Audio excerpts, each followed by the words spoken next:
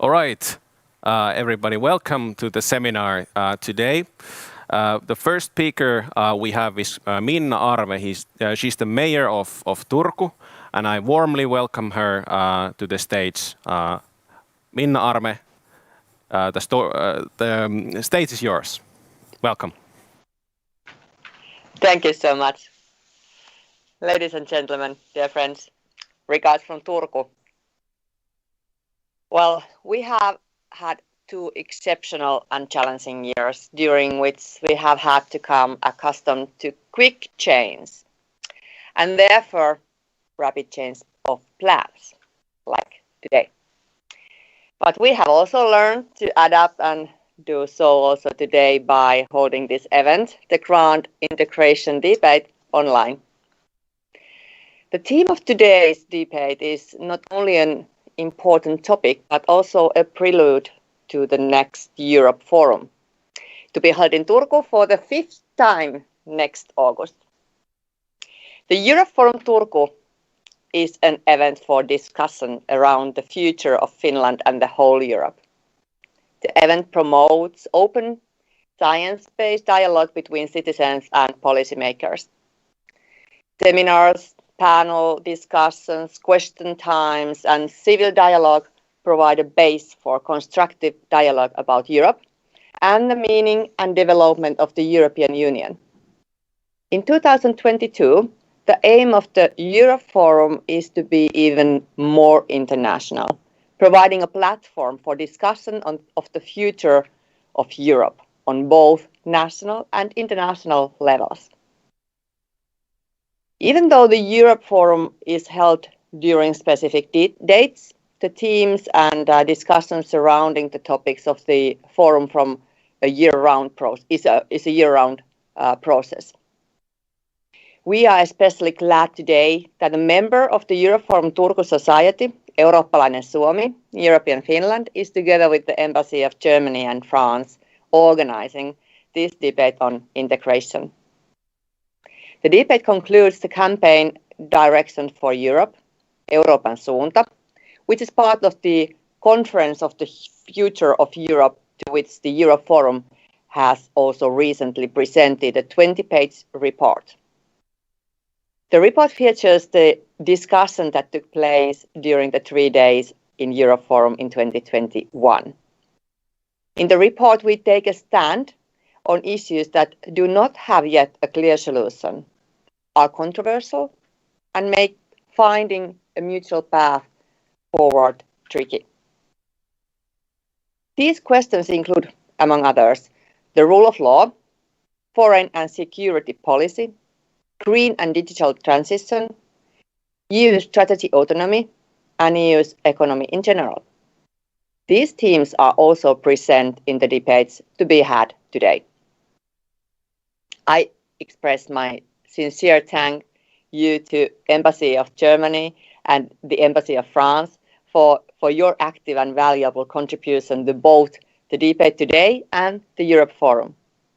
Let us have a very good, interesting and intense discussions today and during the next Europe Forum in August. Thank you very much.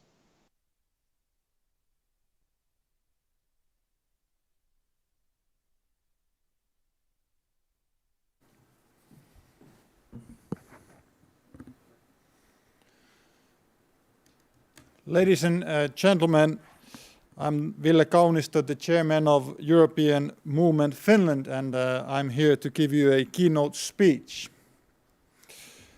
Ladies and gentlemen, these past few years have been turbulent. The European Union has witnessed storms in the forms of pandemic, hybrid threats, and worsening conflict situations near our EU borders, as well as further away.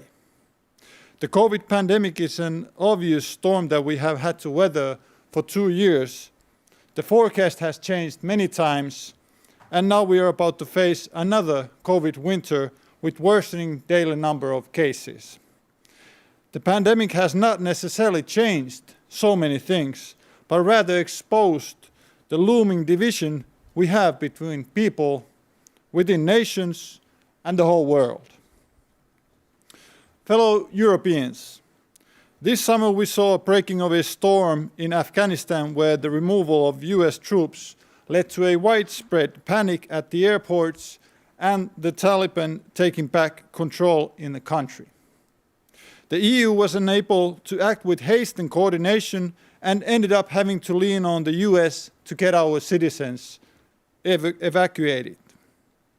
Since the autumn, we witnessed a severe hybrid threat on our borders, with Belarus using migrants to wreak havoc and cause a humanitarian crisis where people seeking a better life have been used as pawns.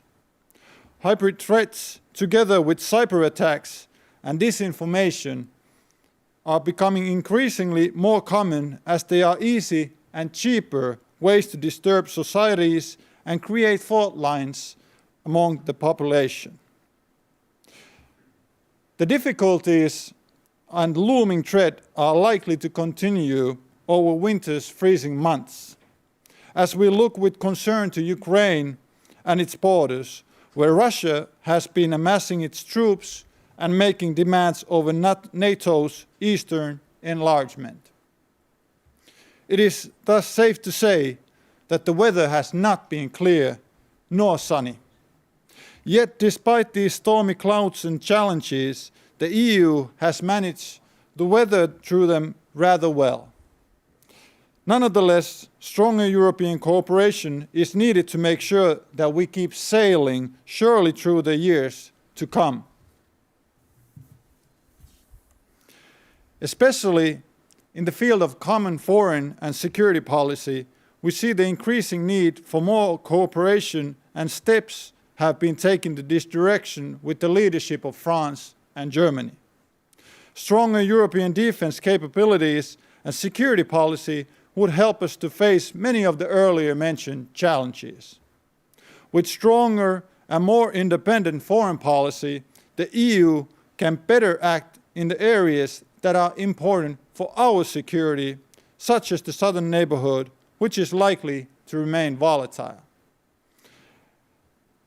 As we have seen, the US has pulled its troops back home from many Middle Eastern and North African countries. The stability of both regions is of crucial importance for the EU.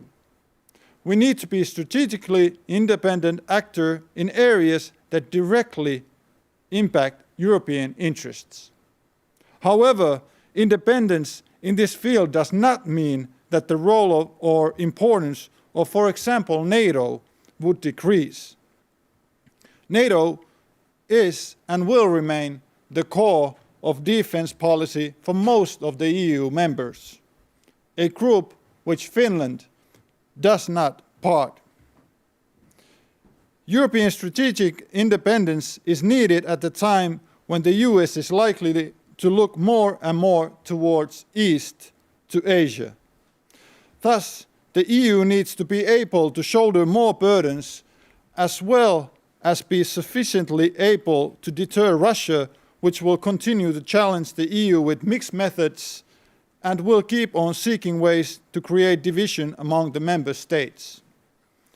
We are likely to see more hybrid threats and disinformation campaigns in the future.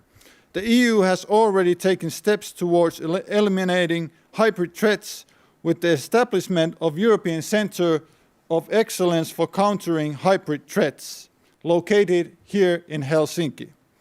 But we must also keep looking for more ways to combat new threats. Fellow Europeans, the coming years and decades will bring forth new threats and challenges that pile on the old ones, which will have not gone away. Europe is ill-prepared for mass migration that climate change might set in motion, nor are we ready for the challenges in the field of technology. We are about to encounter the era of artificial intelligence together with advanced forms of military technology, a world where waging war could become so much easier. These new technologies come at a time when great power rivalry is once again intensifying, especially between the United States and China. Compared to these two countries, Europe lags behind in its capacities. While Europe has no wish to take part in rivalries, we must still stay in the game. For if we are left significantly behind and have no authority in matters, who will listen to us? And if we are not heard, how do we stand up for the values we uphold? How do we make and impact. Ultimately, European stability and security are in our own hands as well as our capability to share our values. We must act together with a clear vision and leadership for us to have a say in the matters that are important to us. No one else will sail us through the storms. So far, the EU has mostly evolved through crises, when there is no choice but to do so fast without much time to ponder the choices or possibilities. Now we must act together for our European citizens and for the world. For this, as humans and as societies, we must be braver and bolder in our actions while learning to handle, accept incompleteness and failures. Thank you.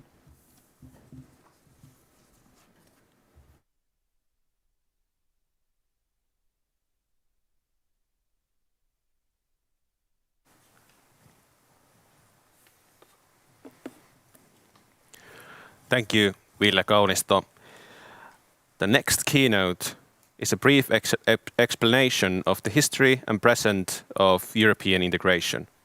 A special focus will be placed on the German parliamentary elections of 2021 and the French presidential elections of 2022. How these political events may affect the future of Europe. I welcome Dr. Kimmo Elo onto the stage. Mr. Kimmo Elo is a senior researcher and adjunct professor in European Studies to the Center of Parliamentary Studies of the University of Turku.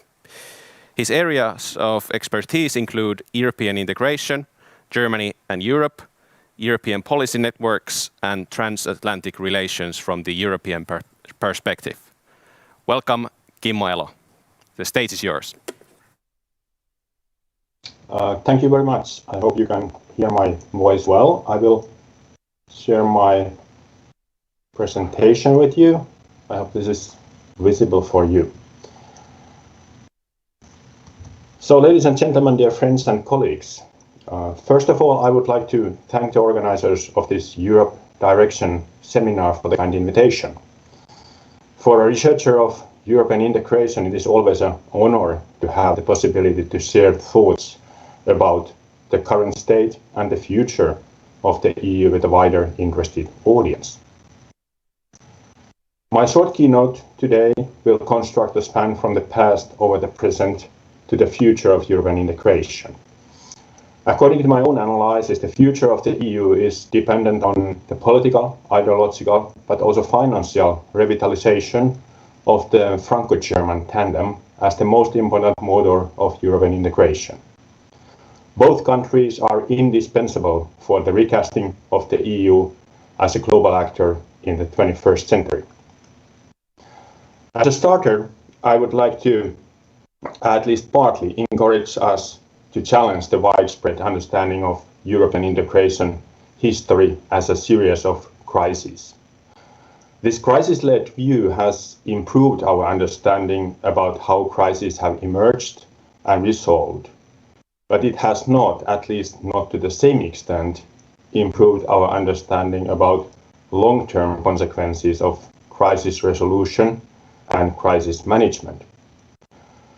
Although we know rather well how a crisis has been solved, we lack a proper understanding of how much the measures chosen have actually steered the post-crisis development towards the next crisis. In my opinion, one key analytical weakness is that scholars and analysts tend to take structures as granted.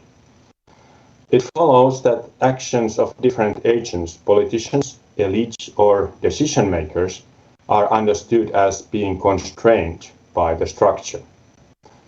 But the history of European integration has evidenced how purposeful agents can go past constraining structures in order to create ad hoc solutions. The latest crises of European integration are maybe the most prominent examples of this kind of creative conflict management, not based on a long-term strategic concept, but merely on the idea of going past the constraining structures.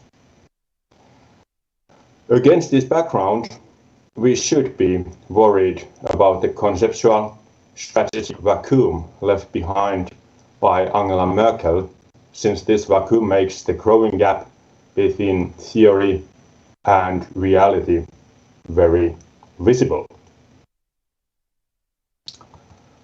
That the EU has not been able to find any sustainable solutions to any of the main crises of the 21st century is best illustrated by the long list of challenges the contemporary EU is facing. The fiscal union is still a half of a union with a single currency policy and without a political union. The well-known casting defects of the single currency are unresolved. The EU also lacks a common European refugee and asylum policy, and there are no realistic plans for how this policy area should be governed in the near or far future. As regards to climate change, the EU has ambitious plans, yet it lacks a proper concept for a global climate regime. As we all know, the climate change is a true and dangerous global challenge and problem, and cannot be effectively fought by occasional single measures. The idea of leading by example is a good one, but a realistic concept must include capabilities to force binding policies also globally. And although the next generation EU financial tool is an important one, also when it comes to recover from the COVID-19 pandemic disease, the EU has not succeeded in developing a common exit strategy. All these challenges are politicized by Eurocritical and skeptical political groups. This opens up a room of maneuvering in identity politics. As so many times in the history of Europe, national is played against supranational, and fault lines between alleged national differences are strengthened. In short, the legitimacy of European integration as a political community is questioned. The biggest challenge, however, is the return of geopolitics. After a long period of peace, stability and prosperity, the EU's closest operational environment is in a flux. Almost 70 years, Europeans could enjoy the luxury that thinking about hard security questions was a theoretical, not a practical exercise. For a long time, the EU was sleepwalking in the fundamental changes in its closest, but also in more distant operational environment. Now China, Russia, but also the United States are forcing the EU to recast its global actorness in a rather quick pace. Once again, strategic vacuum and the lack of appropriate structures is apparent. All these crises and challenges could dishearten our faith in Europe's future, but there are glimmers of hope. First of all, citizens still seem to have a strong trust and confidence in the EU. Although a strong variation between different member states exists, we should not downplay the importance of this trust for the EU's legitimacy. Second, there also seems to be a rather strong shared consensus about the most urgent challenges and problems. This should help the EU leaders to set the agenda of European integration for the coming years. And third, the most central and important structures, institutions, mechanisms, processes are still intact. Some of them are a bit outdated, some might be too weak to resist external and internal pressures or direct attacks. If the last days of the presidency of Donald Trump evidenced something, then this: we should never blindly trust in the everlasting strength of democratic structures and believe that these structures will survive in all circumstances. And fourth, there are at least no dominant conflict-seeking attitudes among the elites, nor among ordinary people. But we must consider possible unintended consequences caused by misunderstandings or miscalculations. Political somnambulists unintentionally stepping onto a slope are of no rarity in the long history of Europe. All these glimmers of hope taken together, European leaders still can build on a rather strong political and social capital. To round up my keynote with some thoughts about the future, I would like to highlight two factors. First, the new German coalition of the Social Democrats, the Liberals and the Greens has indicated its will to free Germany and Europe from the strategic and conceptual vacuum. Germany under the Chancellor Olaf Scholz is not only committed to European integration as its most important operational framework, it is also willing to reform the structures supportive for European integration. I do not see any strong need why Olaf Scholz should try to replace Merkel as the leader of the EU. Instead, Scholz should unite the pro-integration forces for the development of a renewed concept of European integration. Indeed, notions on the future of European integration in the German coalition agreement are glimmers of hope. The ambitious goal of a European federation comes quite close to what Joschka Fischer, German Minister of Foreign Affairs of that time, outlined in his humble speech in 2000 about the finality of European integration. We should, however, be realistic and understand that the 4-year term is simply too short to accomplish such a plan. But the goal is a step in the right direction: less personality, more concepts and structures. Second, French President Emmanuel Macron has had difficult times with Germany and with his visions for Europe. Of course, France is attempting to achieve its national goals and push through its national interests.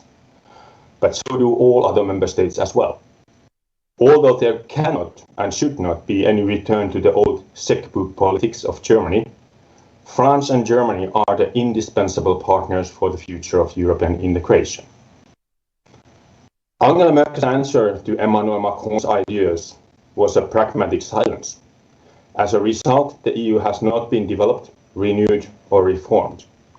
Olaf Scholz is no source of overwhelming ideas either, but he is pragmatic and farsighted enough to understand that the EU cannot survive without an appropriate, sustainable and realistic answers to that zeitgeist.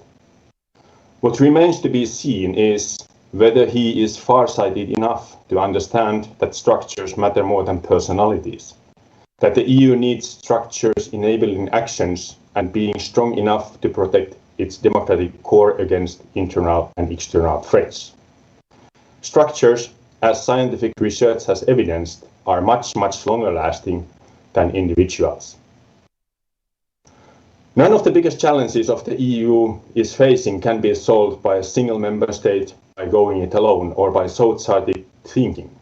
Germany and France must, together, take the leadership in tandem, since they can bring together different political cultures and identities. During the France EU presidency, France and Germany must bring together pro-integration forces in Europe. The EU must take responsibility for the peace, stability and prosperity of the whole EU area.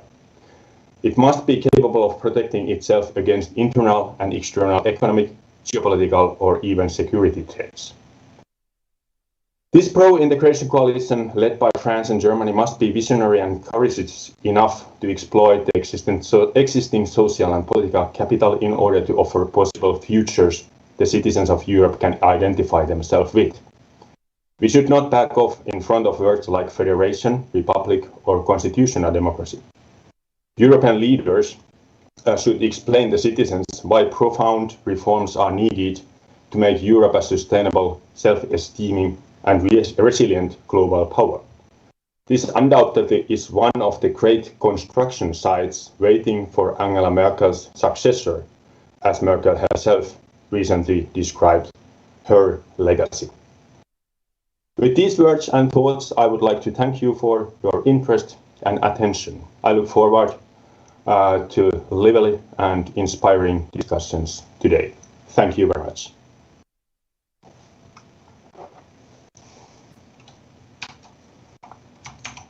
Thank you, Mr. Kimmo Elo.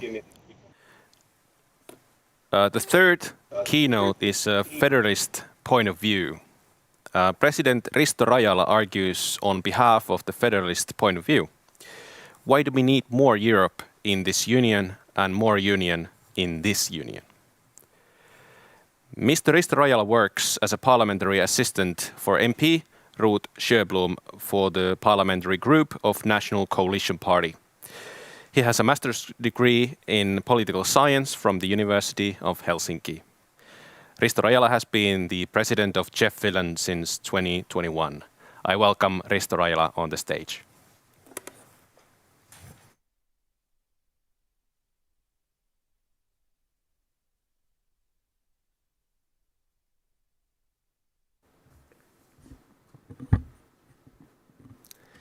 Hello everybody.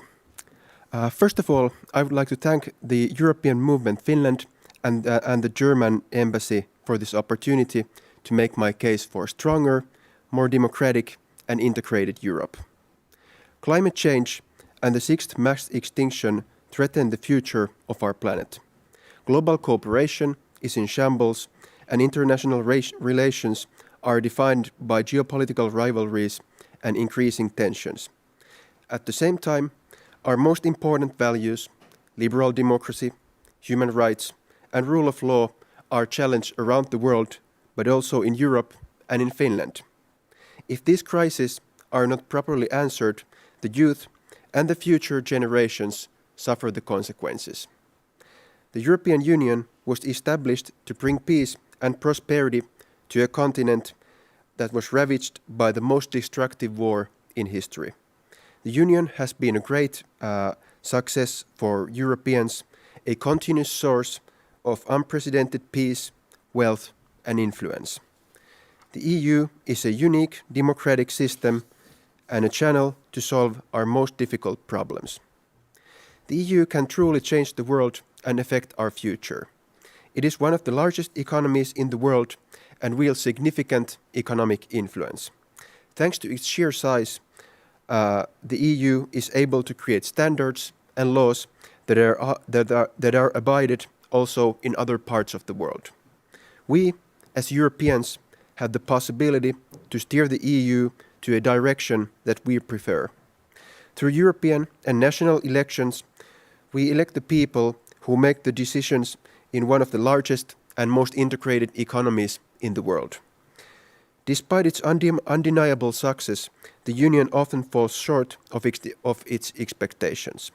Foreign policy decisions are constantly watered down or not made at all. Common European response to migration seems impossible to reach. Economic policy and rule of law uphold great divisions among member states. The EU currently suffers from inefficiency in its internal decision-making. This is a huge problem considering the Union's influence and erodes its citizens' trust in its institutions and abilities. On the other hand, EU action is often demanded in matters where it lacks proper authority. We, in JEF Finland, propose federalism as a solution for Europe. This would mean transforming the EU to a federal union where current treaties would be replaced by a constitution and its institutions reformed to advance democratic and efficient decision-making. Federalism is a word that triggers emotions. The press and social media are full of speculation whether we are going towards it or not. However, this speculation is often empty and characteristics of federalism are practically never defined. According to some, federalism is a bad word, almost an apocalyptic scenario. For some, it means nothing because the term remains distant and foreign. Instead, for me, as federalist, a federal union is a goal worth pursuing. It means strengthening European cooperation and an immense advantage for a small country such as Finland that is strongly dependent on international partnerships and global trade.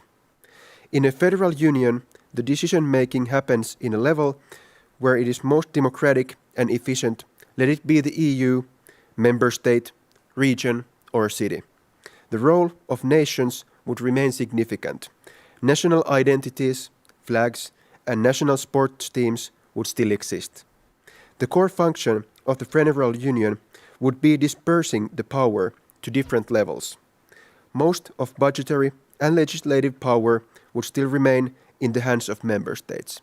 Democracy is not a zero-sum game. The European political landscape is changing rapidly. Authoritarian populism and disinformation challenge the foundations of organized societies all around the world.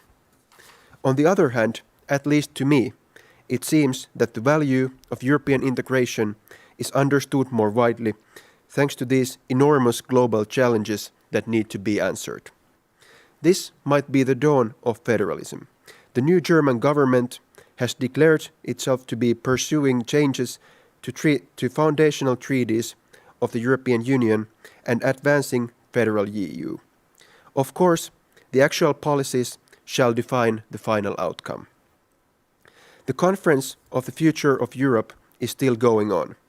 I challenge everyone, federalist or not, to present your views on how the Union should be developed.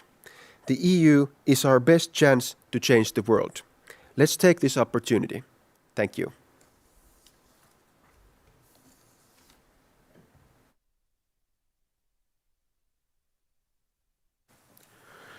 Thank you, Mr. Risto Rajala. Next, there will be a panel discussion building towards the first kind superpower. The European Union has the world's third largest population after China and India and is the world's third largest economy after China and the United States. However, it's not considered a traditional superpower as it lacks the defense and foreign policy spheres. Increased political tension, climate change and global health crisis have raised concerns in Europe. An increasing number of politicians and analysts argue that the European Union should boost its strategic autonomy and develop higher degree of European sovereignty to respond to a series of events in recent years that have exposed EU's vulnerability to external shocks. Are we building towards the first kind superpower that can both protect its citizens and make a positive change in the world? If the European Union is to take its destiny into its own hands, what must change? And how can we maintain the principle of subsidiarity in the midst of its development? To discuss about today's topic, I invite the following panelists. Agnes Kukerman, the French ambassador to the Republic of Finland. Ambassador Axel Dittman, Director of Europe AI. Mia-Petra Kumpula-Natri, Member of the European Parliament. Niels Torvalds, Member of the European Parliament. A warm welcome. All right, and I will ask the studio, are everybody on the line at the moment? All right, so we're waiting for Mia-Petra Kumpula-Natri to have the camera ready. I am connected. I will join in 10 minutes, 10 seconds. I will move from taxi to my home. Perfect, perfect. 10 seconds.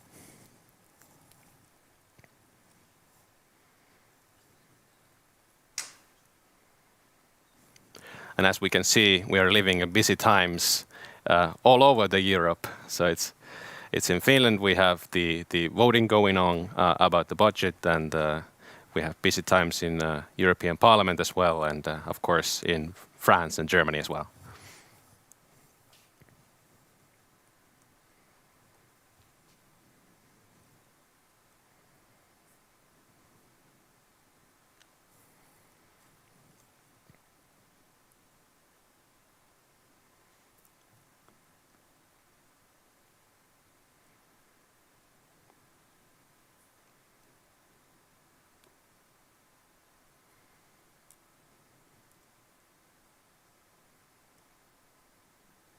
Oh, and as a technical detail, I will always point the question to certain panelists, but everybody can, of course, have their own answer or opinion, of course. But because of the discussion, we only have an hour. I suggest that this is the method that I always point to the question, and but everybody, of course, can answer. All right. Excellent. We have everybody on the line. All right. So the first question is for the Europarliamentarians. The EU has been called by many as a kind superpower. But what does this actually mean? Is EU a superpower? And if yes, what makes it a kind one? Maybe we'll start Niels Turva. Me, Petra. And also a technical detail. If you have a question, you can also wave. The waving might be good on this, so I can see who's waving their hands and wants to speak. Mia-Petra Kumpula-Natri and then Niels Torvalds. Go ahead. Yes, greetings. Actually, I'm in Helsinki and apologize. I was connected. I heard you, not the whole day, but then the latest one, an introduction. And so I didn't want to show you my face with the mask in taxi.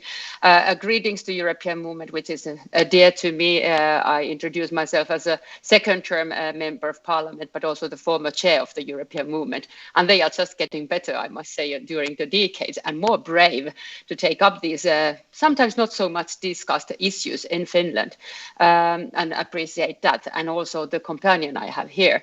For the European superpower, what kind is it? Few mentions. We are kind. Today, it's exactly this moment Parliament is talking to Navalny's daughter.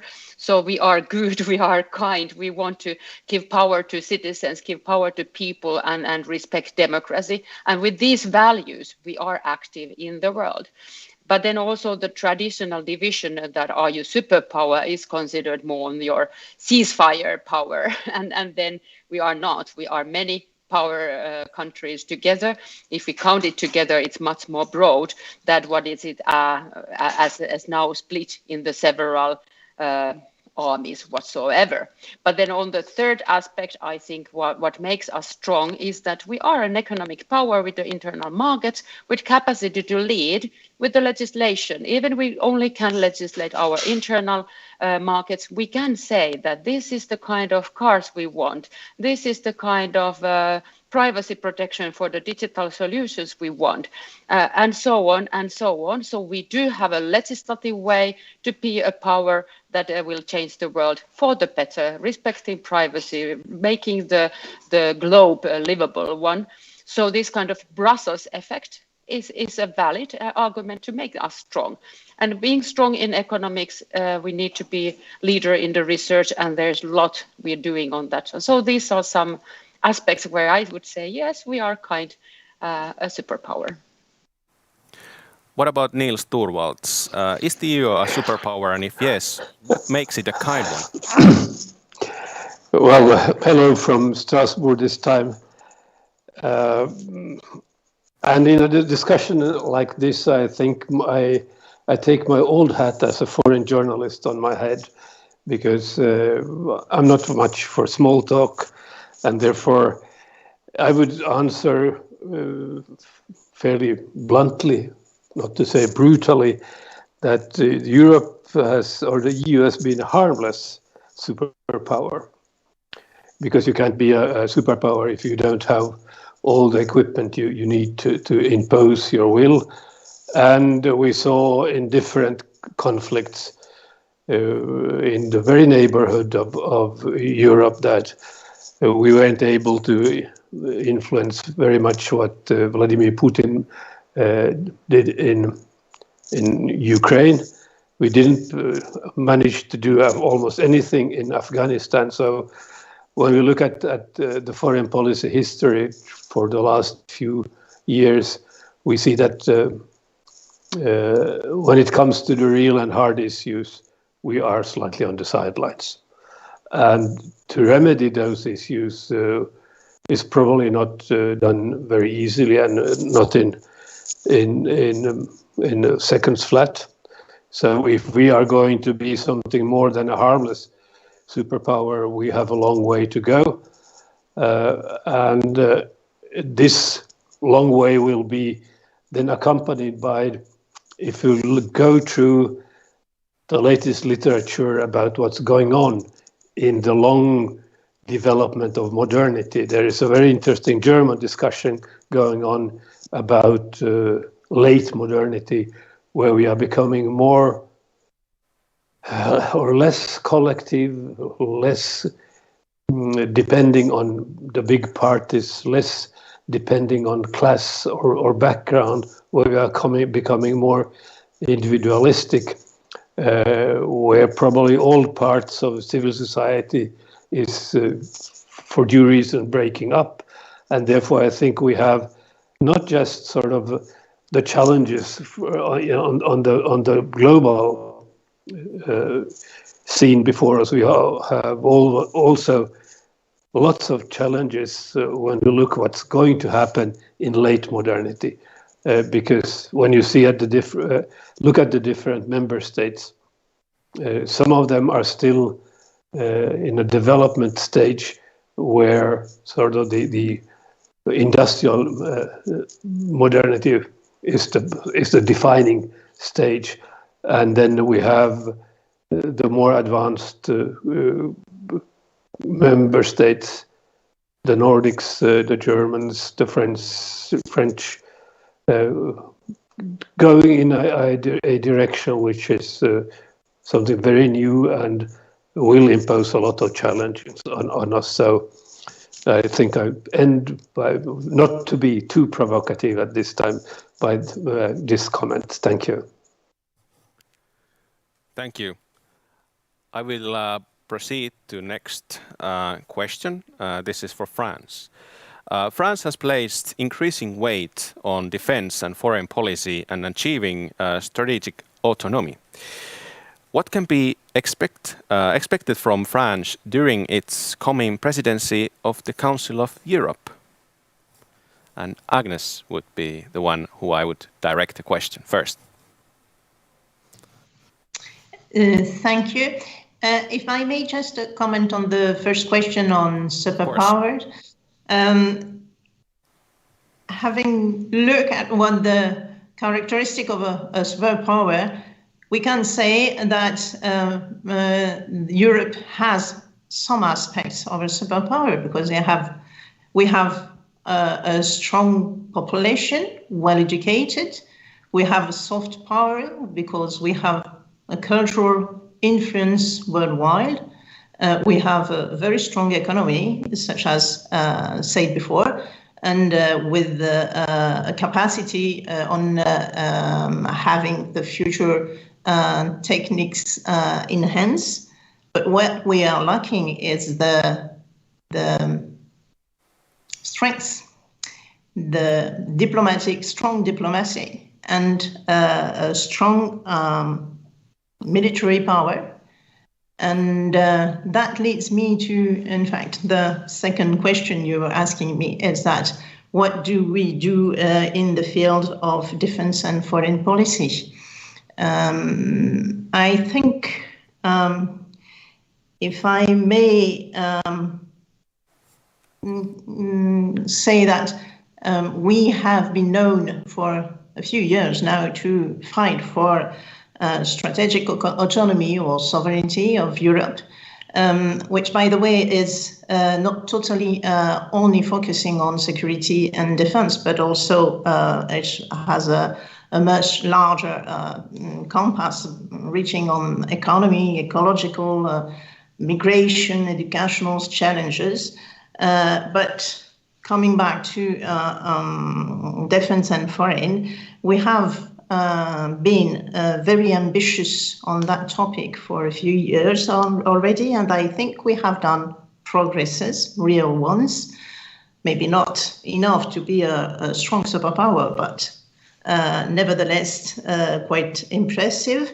We have now European Defence Funds that has started working and bringing together the different European countries.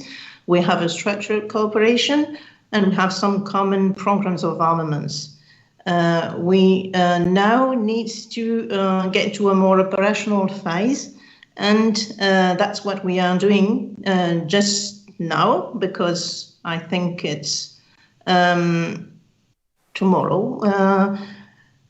We are in the middle of the discussion on a document presented by the High Representative that is called, and a lot of people know, a strategic compass. It is a European white paper on defense and security, which will present the state of the threats and set our collective choices, our ambitions, our orientation. This strategic compass was launched under the German presidency. Tomorrow, it will be discussed in the European Council. There will be a revised document that will be furthermore discussed at the level of the Ministers of Foreign Affairs and of Defense. And we hope that the European Council in March, at the end of March, will be able to adopt the final document. And that's the aim of one of the aim of our presidency. The purpose of this strategy is to define a true European strategic sovereignty. The first step is to carry together a common analysis of the threats. That has been going on already for quite a time. That includes new threats. I don't remember who was before talking about hybrid threats, but you have very different new threats that has to be taken into account, and including climate change or pandemics that has been quite visible lately, and access to new strategic spaces, namely maritime space, space itself, and cyber. The second step in the document is trying to discuss common action. There is a possible development on an operational capacity, and we as French people hope to have that put in the document. We are also discussing on strengthening the CSDP missions, joint partnerships, and the reinforcement of our resilience, and particularly in cybersecurity field. There is talk about having a toolbox so that the countries can better fight against that threats.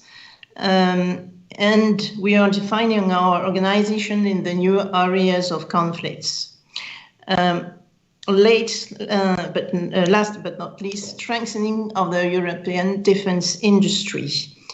At the end of it, we hope to have in a very concrete way, the opportunity of launching for the first time joint exercises. We are talking about cybersecurity exercise.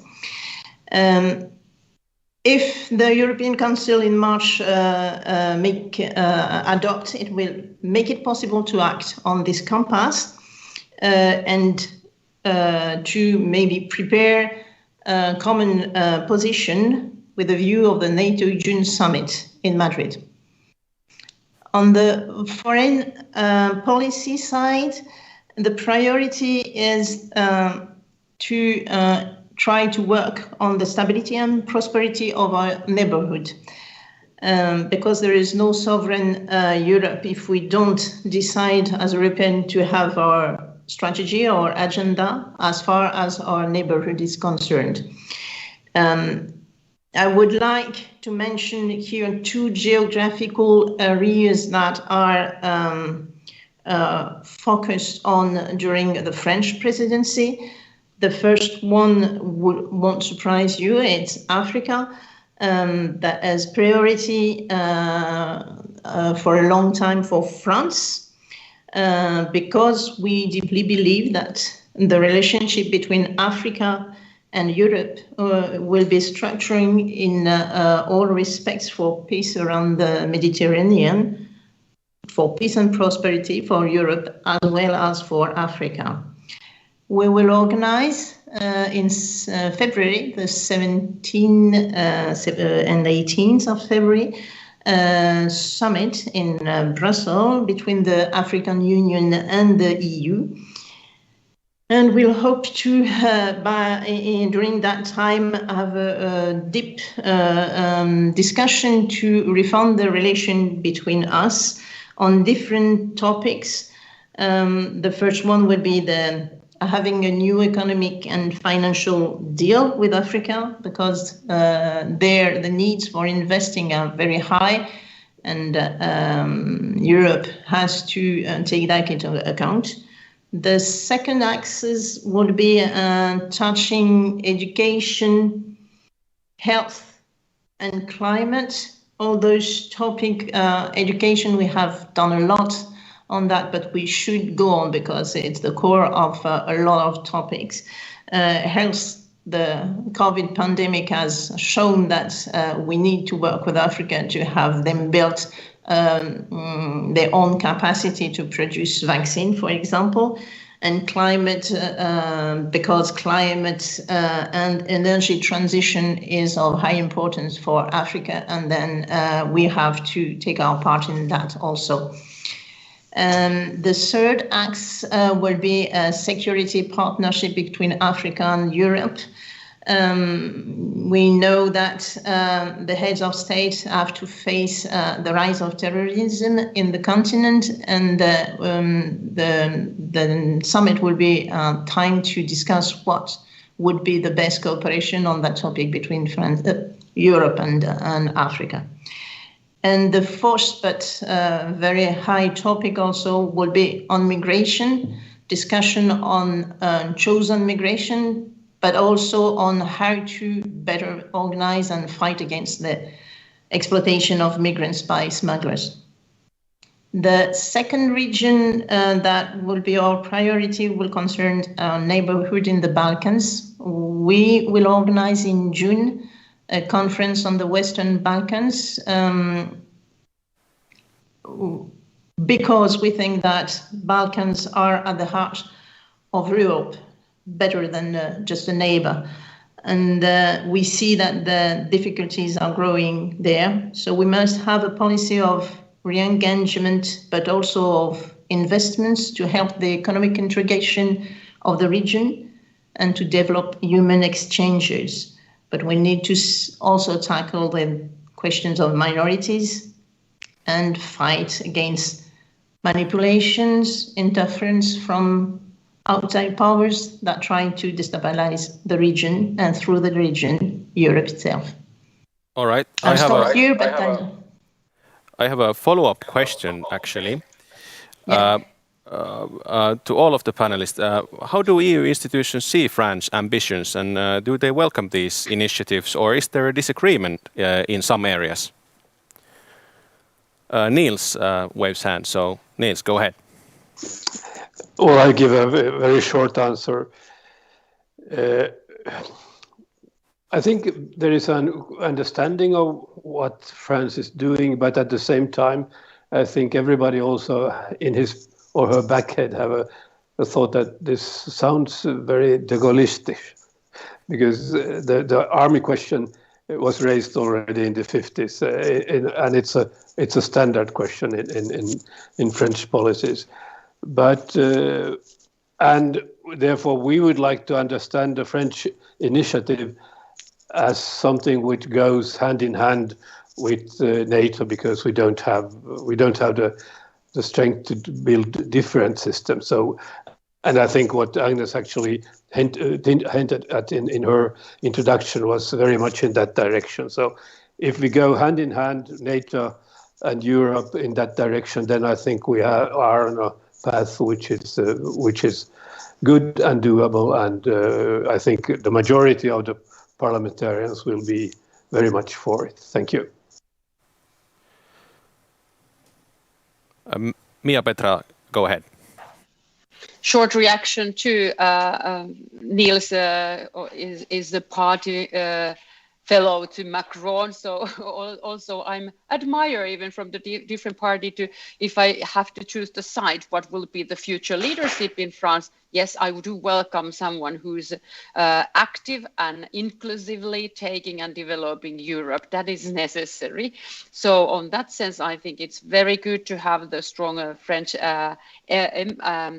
ambitions to do and take the step. So I also think that like Niels mentioned, something that we talked since 50s on the development of the security structures, it is maybe time for the actions. And then, of course, coming from Finland, which is not a NATO country, but several times we have had several state-level visits to develop together even the ideas on the defense and deepening the security structures that we have.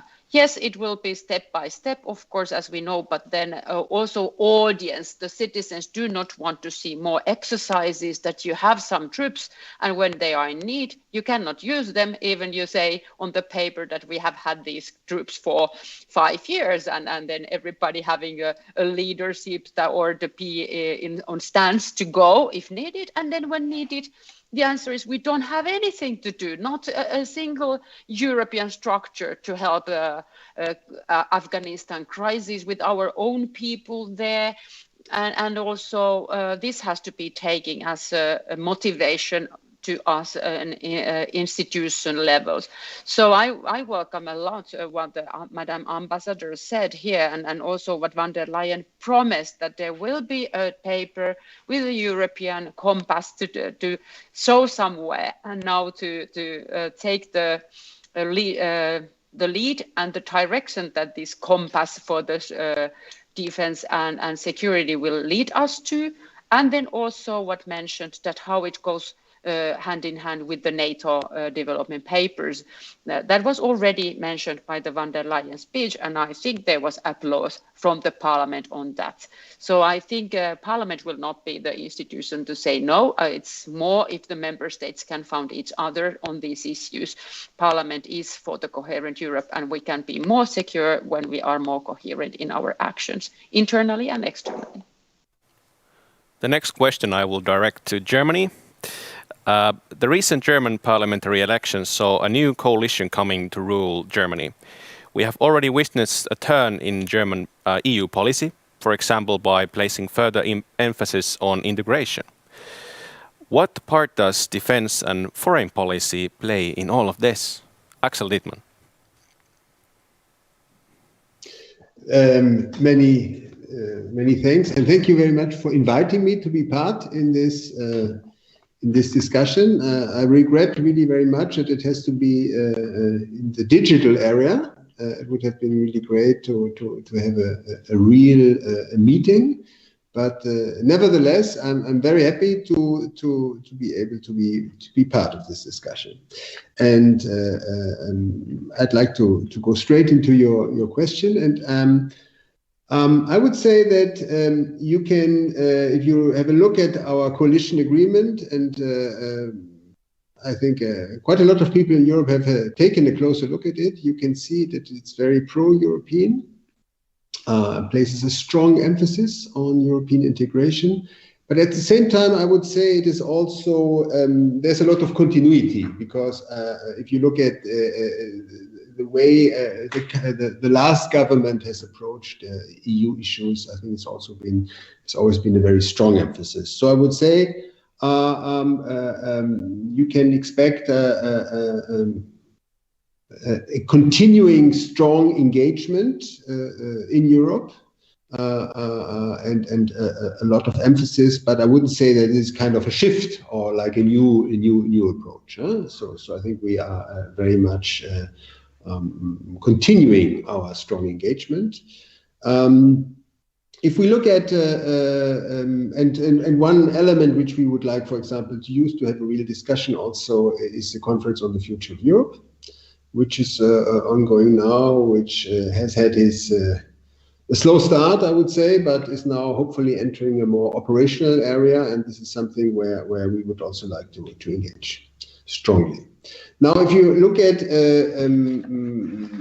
the question of CFSP, foreign policy, defense, I think, pick up a number of issues that previous speakers made, also our French colleague.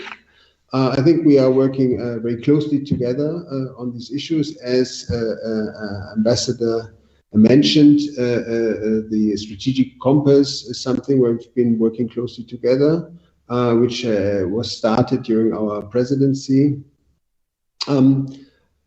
I would like to pick out 2 or 3 issues here.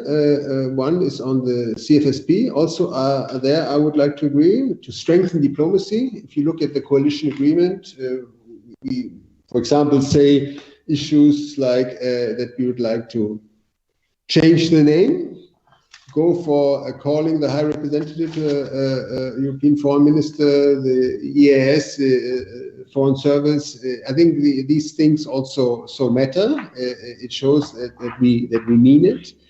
The question is about also the decision-making processes. We would like to work together to try to make this more dynamic, faster decision-making procedures.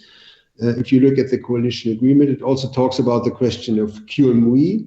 QMV is, of course, one of the buzzwords, but it's not the only element in this context. There's many things where we can really work together to make our European foreign policy a more dynamic division of labor between the High Rep and member states, flexible formats. I think there are many things which we can look into. So I think this strengthening CFSP is an element we would very much like to look into. On defense, CSDP, I think a lot of issues were mentioned, and I can subscribe to that. We place a lot of importance on really bringing the strategic compass to a good end, to adopt it at the European Council in March. I think that's the goal. I think we welcome the paper which has been presented by the High Rep and the Commission to really see, okay, what are the policy orientation, what are the goals, realistic objectives for the EU in the area of security defense in the next 10 years, focusing on crisis management, resilience, capabilities and partnerships, and that is, we have to be clear, coherent. That is very important, and now we're working on it. And one word on this question of the relationship with NATO. I think I would absolutely share what my 2 previous speakers also have said. This is not something which is in concurrence, as we say in German, towards NATO, is complementary, working together. And therefore, we are also, for example, now discussing within the EU of having, I think it's the 3rd EU-NATO declaration. And we hope this will be adopted very soon. So to show really that we need to have this close interaction with NATO, I think for us is very important. So CFSP, CSDP, very important areas also for the new government. I'll continue with a little bit more broader question. European integration covers many policy areas, as you said. What are the spheres for where more cooperation would be most fruitful? And what challenges might further integration solve? And this question goes to everybody. I'm looking first at Axel. All right. Well, if you ask me that, then I'd like to pick up on also the concept which was mentioned a few times now, the question of European sovereignty. And absolutely, I would say European sovereignty. We have to be also really look at where we stand. And if we look at the pandemic, if we look also at what has happened in Afghanistan, it shows that we have to work, increase our work on strengthening our sovereignty, our cooperation, and it's a broad concept. And security and defense is one aspect, but I think the area of strengthening European sovereignty, strengthening our resilience is really much broader and covers all areas. Also the economic issues which were mentioned by Ms. Kumpula. And I would like to, let's pick out 2 or 3. I think you can have a really long list on this one. I would say one area which is really important is trade.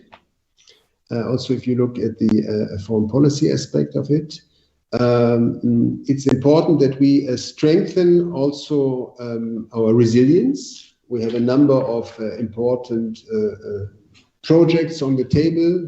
The latest one is a very important proposal by the Commission, the anti-coercive instrument. But it's also important, and I think a French colleague mentioned this, the open strategic autonomy, is that we, of course, also look at free trade. Free trade agreements. So we need both sides in trade. We need the resilience part, protecting against unfair measures, but we also need the open part because we need to create wealth. And we cannot do this by only protecting ourselves from the outside. We have to engage with the outside. The second area is digital, of course.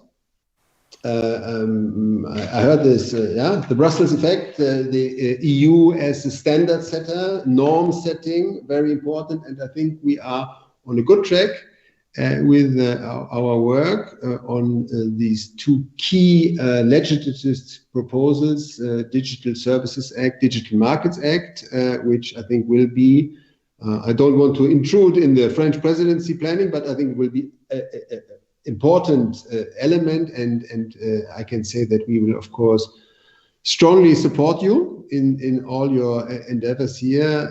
And I think Slovenian presidency managed to get the council together, and now we are looking forward to the trilogues with the European Parliament. And I think digital is another, so the second important one.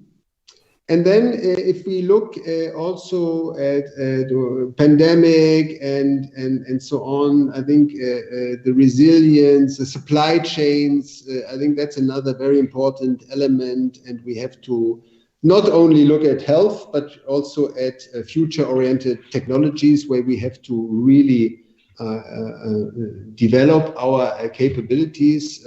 For example, I don't know, batteries, hydrogen, semiconductors. The Commission has put an important proposal, or has announced an important proposal with the European Chips Act. I think that's a good idea.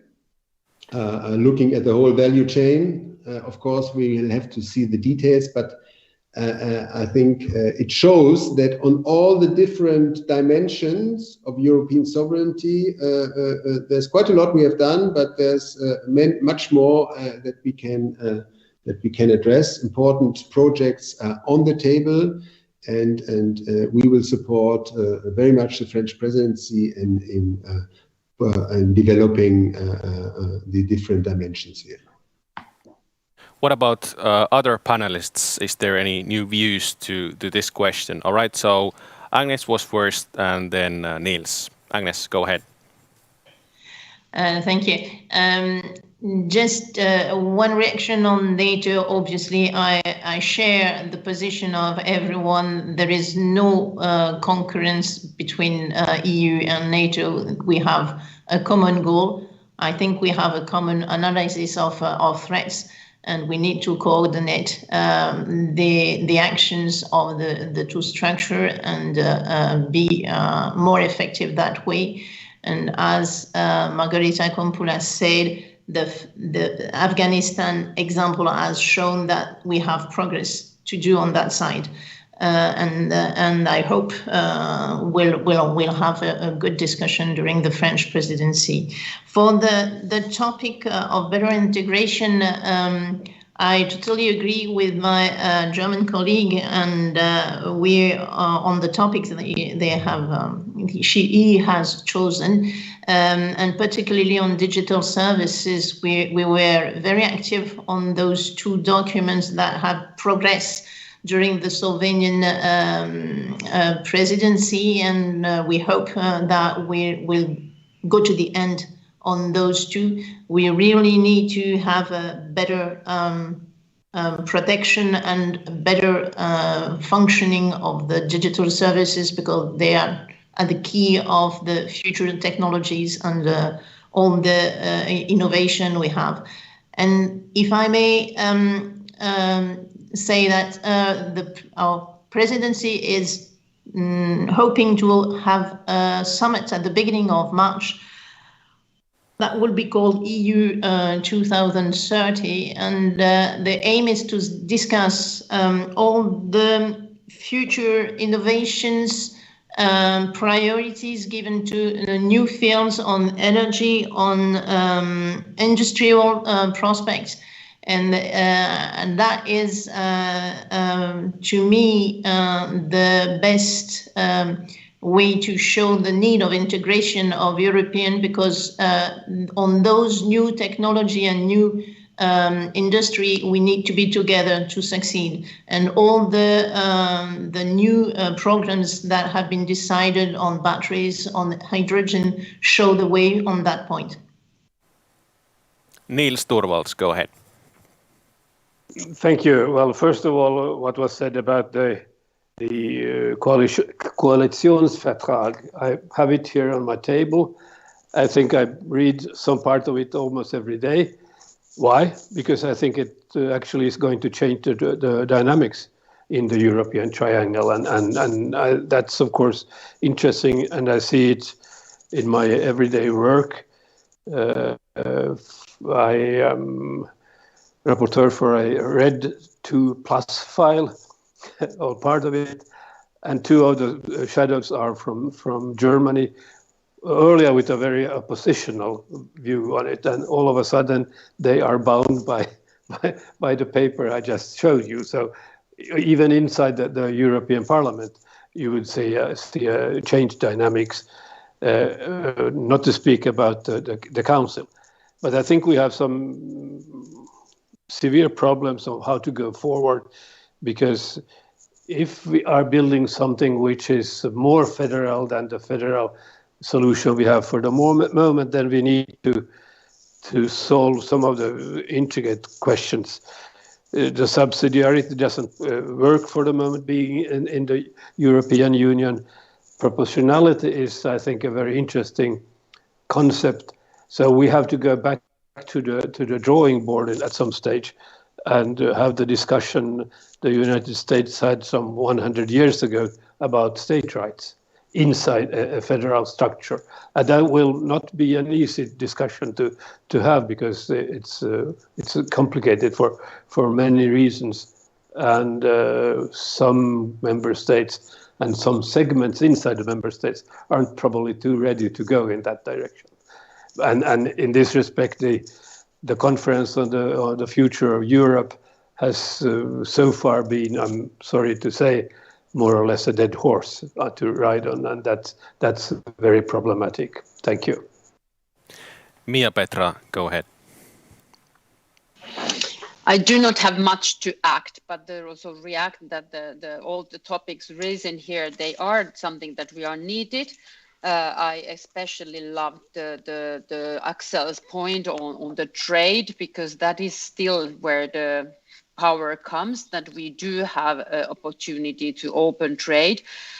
Meanwhile, it is the new strategy of the Commission, and I sit in the Trade Committee to see that also the values are reflected when we do it. We don't reach the perfect world, and we do not have the legislative power for the other parts of the world, but we can a little bit guide the way that we do not do the trade agreements with the countries outside of Paris Agreement, or we wait for the due diligence proposal, which is now not very quickly advancing in the Commission, and Parliament tries to put pressure on that one. But I very much agree, my personal, and I think on behalf of Finland too, that we need to be balanced there, that we need economical growth, and at the same time we need to clever way use the tools to set what can be brought into the European markets, child labor, emissions, whatever, the forced labor, the forced data transfer. For example, when it is more and more digital, the sphere and data plays a role, which is my specialty in the e-commerce negotiation, standing a rapporteur in the Parliament. But I would like to take 2 points that maybe are not that easy. It is the immigration. There is not European way to answer the immigration. It's heating the debate in France for the next spring. Also, we know that it is used against us, as we saw the Belarusia case on our borders. And there, I wish for the best for the next presidency to carry on and to try to find something that is locked in the Council. Parliament actually had an extra session to quickly respond to some immigration questions, that not to wait for the next session in Strasbourg, but a mini session to deal with the questions that now this is the question we need to solve. And the Council deadlock is so pity. And now it's even a security questions, that this is the weakness, we cannot solve it, and it is used against us. So I really hope that this way we can build stronger Europe. My second question goes on the actually the hopes then for the French presidency summit on innovations and infrastructure. And this, if you, moderator, allow me to ask, because now we are speaking to the 2 main states, the biggest states and most important, that this axle works. Where do you see a place for the small country with a big heart, a small country like Finland with a lot of innovations, worldwide knowledge, but very little resources? And now when the economical plans and then the reality brings us more the solutions that are country specific. RRF, Finland got like 2 billion. We do have mines here to wait for the build on the battery structures. We do have the world leading 6G system. We do have some specific niche knowledge that we would love to be a European policies to say, if we have a battery strategy, where do we see it? We don't have the cohesion money. We don't have the big monies like the big countries have. Even you pay more what you get.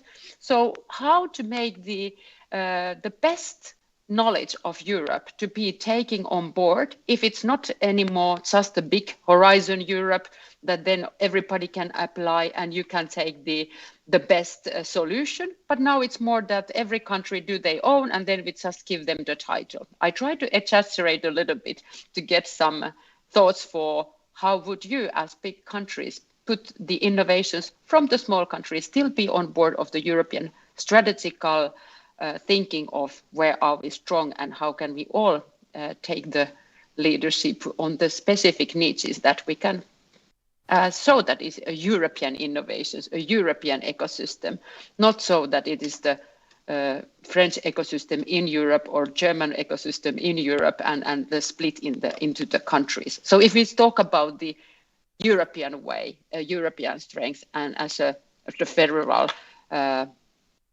more open strategic autonomy, is it in the end a country-wise or is it a European, real European? Would Axel want to respond to these questions? Well, absolutely. I think we should pursue absolutely a European way on this. I don't know, for example, if you see the IPCEIs, these common projects where we work together, and I believe it's absolutely crucial that we have these broad challenges. And I think the pandemic, if you look at the economic effects, has shown us that it is absolutely only possible that we need to formulate a European response to these questions. if we look at the question of the supply chains, of the resilience, the medicine productions, which are products where we need to be able to really also have a European sustainability. I mean, not autarky. Yeah, and this is not something that one or two bigger countries will be able to solve. I think we need to have a European approach on this. For us, that's absolutely important. And I think if we look at for example, the question of digital, I think there's quite a lot of countries in Europe who are really, when I compare them to Germany, much more advanced. So really, it is something where we can profit so much from each other in developing European answers to this. I will proceed to the last question of this panel discussion, which is the Conference of the Future of Europe. And already in discussion we have referenced it that it's kind of like a dead horse, or it had a slow start. So my question is that, is the Conference of the Future of Europe likely to have an impact on European defense and foreign policy? I first point this question to the members of the European Parliament, but I think that everybody can answer this question. Niels, go ahead. Okay, I took it because I have to leave for the next meeting very soon. Well, looking at the way in which the conference has been run during the first months, I think the impact won't be there. And I think that the great mistake done in the very beginning was that there was no, we would have needed a list of the most pressing problems and then start a discussion about the pressing problems. Somebody thought we should be so terribly democratic, not put any papers on the table, not lead the discussion anywhere, and therefore we are in a situation where I don't have very big hopes about the conference. And the conference is now, the meaning was that we should continue on Friday and Saturday here in Strasbourg, but due to the pandemic that was also scrapped. So in a way, I think we have to rethink how to restart, and that's probably what the summit in Paris has to be centering on. Because if you go back in history, there was a summit in Paris for 50 years ago, actually starting a new era in the European Union. And my reading of the ability of the French to see the historic parallels is fairly great. So I think they're going to take care of it. But thank you so much, and I'm sorry for being forced now to run away digitally from this meeting. Thank you, and happy Christmas for all of you. Thanks. Bye. Thank you. How about Mia-Petra? Is the Conference of the Future of Europe likely to have an impact on European defense and foreign policy? The groups I sit into are more digital, and in general, I think when it's the citizens and youth taking part, they have a lot soft power mechanism more on their mind, if I guess so. So then, of course, there is like EU in the world discussion and debates, but I think it is more traditional institutions to take a proposal on specific on this one, or I am not making a good guess. So you never know what comes when the citizens and everyone is on board. But then what really makes a difference, it's then when you have a concrete questions on the table. And I today mentioned some, like why can't we have a solution on the migration?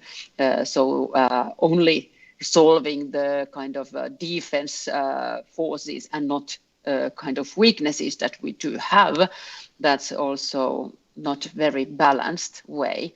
So yes, when there is a concrete proposal to create a troops for 5,000 and so then we also can citizens dialogue more clearly, and then the disappointment, as I mentioned, on the Afghanistan, for example. So my guess is not very concrete. It's a pity that the next session this weekend had to be cancelled due to travel restrictions, because now it was starting to take concrete steps in the form of the conference for the future, and now as we have to postpone to the dates, we don't know that for sure for the different groups to get really get to know each other. It's getting again more difficult as many other parts of life, so I won't exaggerate. This is the only one hindering, but then unfortunate for that. I will take the opportunity to answer to Axel on the research and innovation. IPCs are something that the member states put the money, and then you don't have the state aid rules in place, and then you get money back to home. So that is exactly what I mean, that we have more and more tools which are national and not European. And I call for some European structures to be strengthened to have the European response. So on that way, if there is like a poor ideas from countries putting a lot of money to IPK, then you can get it to those countries rather than countries who didn't afford to put so much money. And I clearly refer here to the many Chinese investments coming to the European battery sector in Finland, because we couldn't hand in any help from the Europe except the strategy on the paper. So let me be very straight to why I'm so skeptical at the moment. Where are we heading with the talks on the European strength and then more and more national solutions instead of the strong European answers? I try to elaborate a little bit of thinking here, that where should we really go? How about Agnes and Axel? Is the future of the Europe conference of the future of Europe going to have an impact on defense and foreign policy? I'm not going to answer to that question. I think it's too wide, but I just wanted to point out one thing. Reading the conclusion of the discussions in France on that topic inside the preparation of the conference, I saw that among the priority fields where people answered what is the priority for changes, the first one is energy and economy, but the second priorities given by the citizens in France is defense and security. And I think that might push us for a more strong negotiation and improvement on that side. That doesn't mean that the conference itself is going to talk about that, but I just wanted to point that one. And if I may answer to Mia Petra Kumpola about migration, yes, we know that it's a very hot topic. Maybe you heard or read about the press conference by Mr. Macron. That was one of the first topics he addressed, inside the more sovereign Europe, the Europe being able to protect its frontier and to act together. So we are quite aware of the difficulty, and it has been for a long time, but still trying to, ready at least to trying to do our best to improve and move forward the packet on migration. And closing words, Axel Dittman, go ahead. So on the conference on the future of Europe, on the other point, on this cooperation industry, I find that really a very important issue, and so maybe we can keep in touch on that one. I on the other hand, I have to say, but I don't want to engage now in a debate here on that one, that I think next generation EU, of course, has different levels of going, but I think my impression is for all member states quite a sizable package. I mean, it's really a tremendous sum we're talking about, and it has also been earmarked or has this like a minimum investment levels for digital, for climate. So it's also really with a view to this transformation, digital twin transformation. So now we have to foster the working together between the member states. So I think there is quite an element of also joint EU activities or joint EU funds, which I think that the EU together, I think it's also where France and Germany work together closely, has really tried to foster a good response. But of course, important points that you make. I don't want to deny that at all. On the conference on the future of Europe, I have to share that we are also, I wouldn't say skeptical, but we have to be honest to say that right now, up to now, the conference hasn't really kicked into the operational mode. We lost, I would say, quite a lot of time. First, of course, we had the pandemic, and so we couldn't start. But then there has been a lot of interinstitutional debate on the setup of the conference and who does what. And so we really hope that now we really get into action. We have these citizens debates. We also have working groups, which we believe,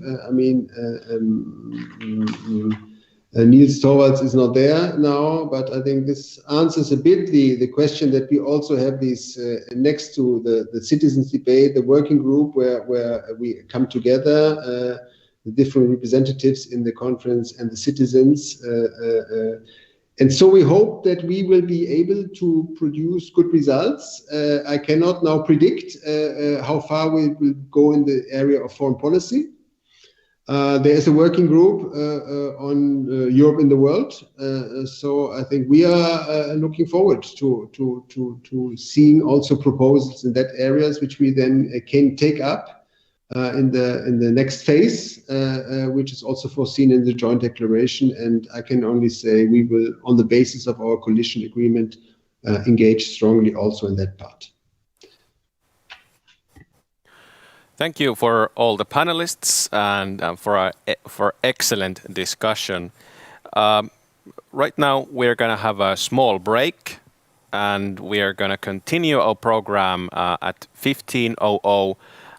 Which is the part 2, Democracy Under Threat. And Evelina Heinaloma will give the opening words to the second part. So small coffee break for everyone at home, and we'll see you then. Thank you for the panelists. Thank you. Merci beaucoup, danke schön.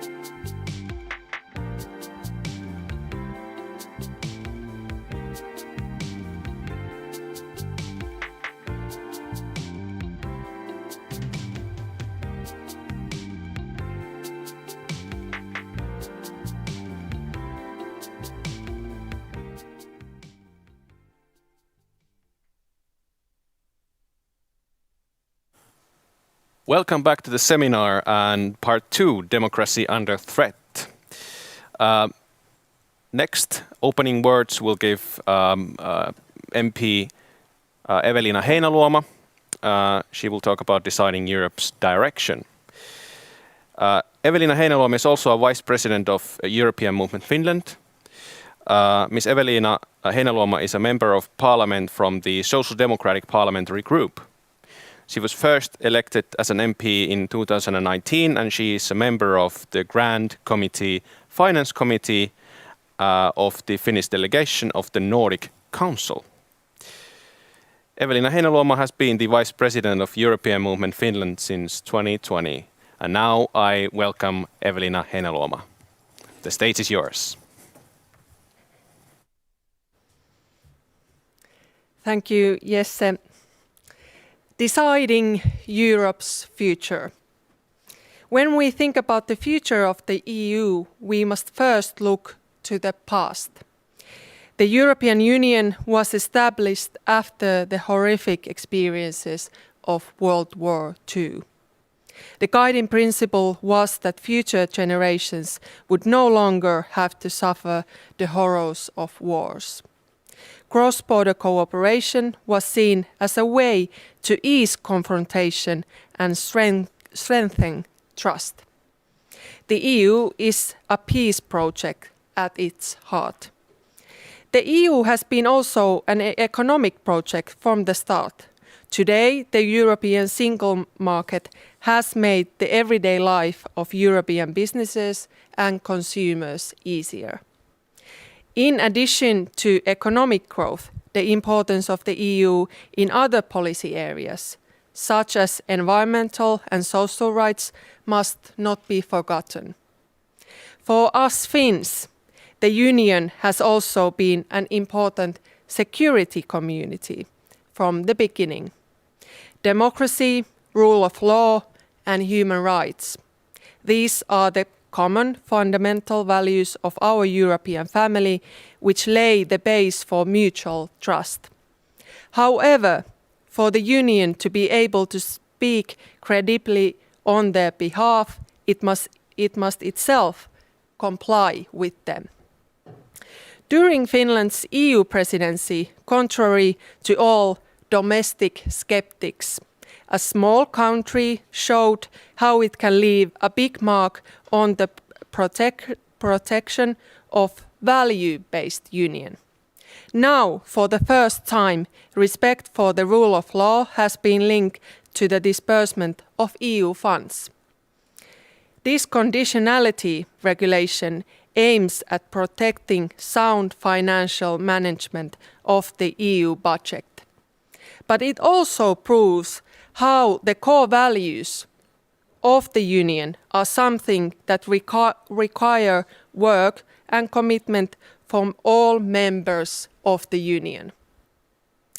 For the EU to play a stronger role in the international arena, the Union's decision-making capacity must be improved.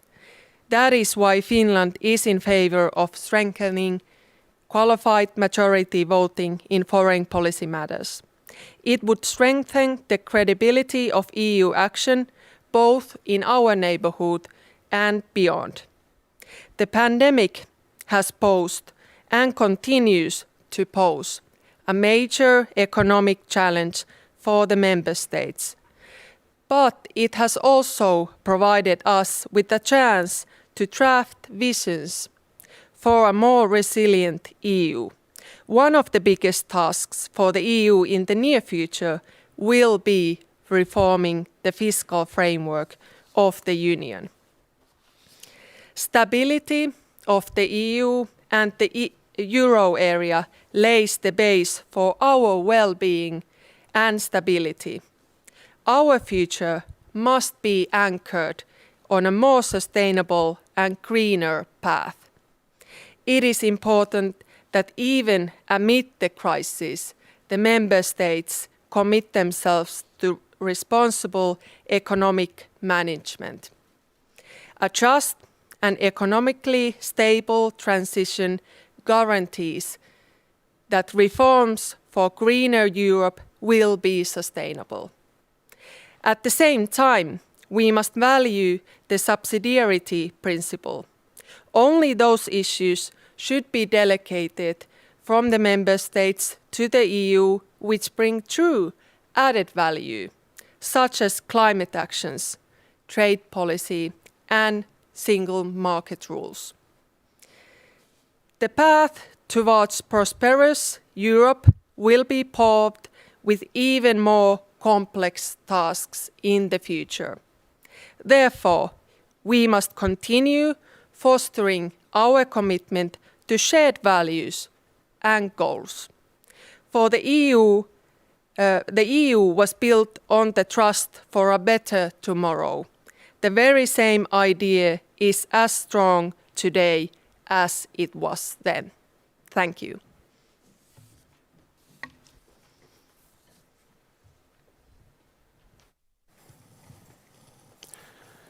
Thank you, Miss Evelina. And next, we will have a keynote speech with this grassroots democracy exercise. Our next speaker is going to be Secretary General Petros Faloussas, and the Secretary General of European Movement International comments the progress of the Conference of the Future of Europe. Will it act as a dividing force for integration or division? What are the lessons learned so far? How can the EU avoid repetition of the Spitzenkandidat syndrome? Mr. Petros Faloussas has been the Secretary General of the European Movement International since 2015. Previously, he has worked in ACCA's Head of Public Affairs Europe as an EU Affairs Advisor at the UK's Financial Services Authority and UK Parliament. In the Conference of the Future of Europe, he is representing the civil society and European Movement International. Petros, the stage is yours. Thank you very much, and a warm hello from here in Brussels at the European Movement International office. I'm very sorry that I cannot be there with you, not just because I like Helsinki, especially in this part of the year, but because I want to pay tribute to the great work that the European Movement Finland does by being there in person. Unfortunately, the pandemic and current restrictions in traveling didn't allow us to do that, but I'm deeply honored to be speaking to you today from our offices here in Brussels. And yes, indeed, our subject for today is the Conference on the Future of Europe, and we want to see whether this can be a true grassroots democracy exercise. Perhaps before I answer the exam questions, as Jesse put them forward, we should take a look at how the conference came about and what was the purpose it aimed to achieve. As you all know, the EU has been dealing with a variety of crises over the past few years. The sovereign debt crisis, followed by the migration crisis, the UK's departure from the European Union. And there was a sense that the EU needed to take stock, and it needed to involve as many people, stakeholders and individuals in that stock-taking exercise. So when the current European Commission came in office, the president of the Commission suggested the establishment of this conference, which is not just a conference, it's a process that is aimed to bring together policymakers from the European and the national level with civil society stakeholders, social partners, and of course citizens from the grassroots level to debate and discuss the direction our union should take in the future. And I think this in itself is a very important signal about the way that the European Union wants to craft its future direction. A lot often is said by the democratic deficit at the European level. We all know the arguments that those that are critical of the EU use, even though the EU has a directly elected European Parliament, even though EU leaders who are also directly elected by citizens meet and take decisions regularly, often there is a gap, perceived or real, between citizens and the EU. And for that reason, the initiative to set up this process and engage citizens directly It's very much a clear message and a signal of how strong and vibrant and inclusive European democracy is. And I would like to focus on that aspect because we want to see whether this conference, this process, can actually be a driving force for integration. And I think to do that, we need to look at some of the innovations that the conference is putting into place. As you probably heard during the day, and already, the conference has several elements. There is a plenary that brings together all the stakeholders that I mentioned earlier, and for sins committed in a previous life, I am a member of. And of course, there is also a whole host of institutional actors that are engaging into moving the conference forward. All that has been there before and it's been done before. But this conference, this process has instilled some very interesting innovations in decision-making, or at least in deliberative decision-making. And those are the following two. First, there is a digital platform, one that is designed to work as a space for citizens and others to upload, literally and metaphorically, their ideas, their aspirations for Europe's future and the European Union in particular. And that platform, that digital platform, is something completely new because it functions as a permanent structure for consultation. The EU has many ways of consulting citizens, a variety of instruments to engage stakeholders and others. But this permanent digital platform is aimed to do much more than that. Create a space where people can discuss their ideas, support each other's suggestions, contribute, organize events and upload them, invite others to engage in those events, and generally create a cross-border pan-European discussion about some of the key issues that we are facing today. So that in itself is a very interesting innovation that I think can open the door to much more engagement with our fellow citizens. The other, and perhaps even more interesting innovation, is the creation of these European Citizens Panels. We have seen that vehicle of deliberative democracy happening in a variety of places, both outside of the EU, but also inside the EU, with examples of Irish deliberative panels, citizens panels, being one of the most successful cases. But we haven't really experienced that at the European level. And I think that's where the interesting bit is, because in the context of the conference, citizens from all walks of life, from across Europe, come together and they discuss with each other. They're randomly selected, by the way, using all sorts of socioeconomic criteria, age, geography, educational background, etc., etc. And they come together to discuss some of those issues that the EU is grappling with. And most importantly, put forward recommendations about how to address those challenges and how Europe can move forward in answering the big questions of our time. So I think those two elements, the permanent digital platform and the European citizen panels, are remarkably interesting and useful innovations that can transform the way that our union takes decisions. And that brings me to the first question. Can that actually work as a driving force for more integration or division? As we have seen so far, some of the things that are coming out from the citizens panels and the digital platform are very ambitious. We can see that our citizens, first and foremost, are taking the opportunity to engage, perhaps not in the numbers we would like to. Maybe the digital platform, who has only been around for a year, hasn't really attracted as much engagement as we would like, but we have still engaged thousands of citizens. But also the citizens panels have really provided the opportunity for people to come forward some very ambitious ideas. And that in itself is very encouraging, because we can see that when we ask citizens to share their thoughts and tell us where they think the European Union should be going, their vision is usually ambitious and is very much pro-European, for a lack of a better term, because they do understand that the EU is a force for good and is able to really address some of the issues that the regional, the local, the national level cannot help them with. So I believe that the conference can work as a driver for further integration. There will be disagreements, there will be, of course, arguments, and we have seen this take place inside and outside of the conference, both about procedure, but also content.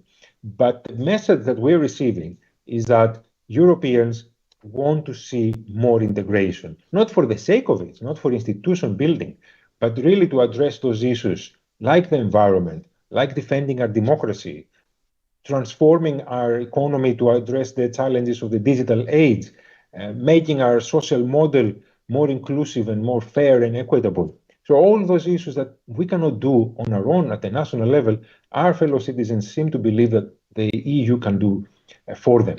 And that in itself can be a driver for European integration. Now, the lessons we have learned so far are varied, and I have alluded to some of them as we speak.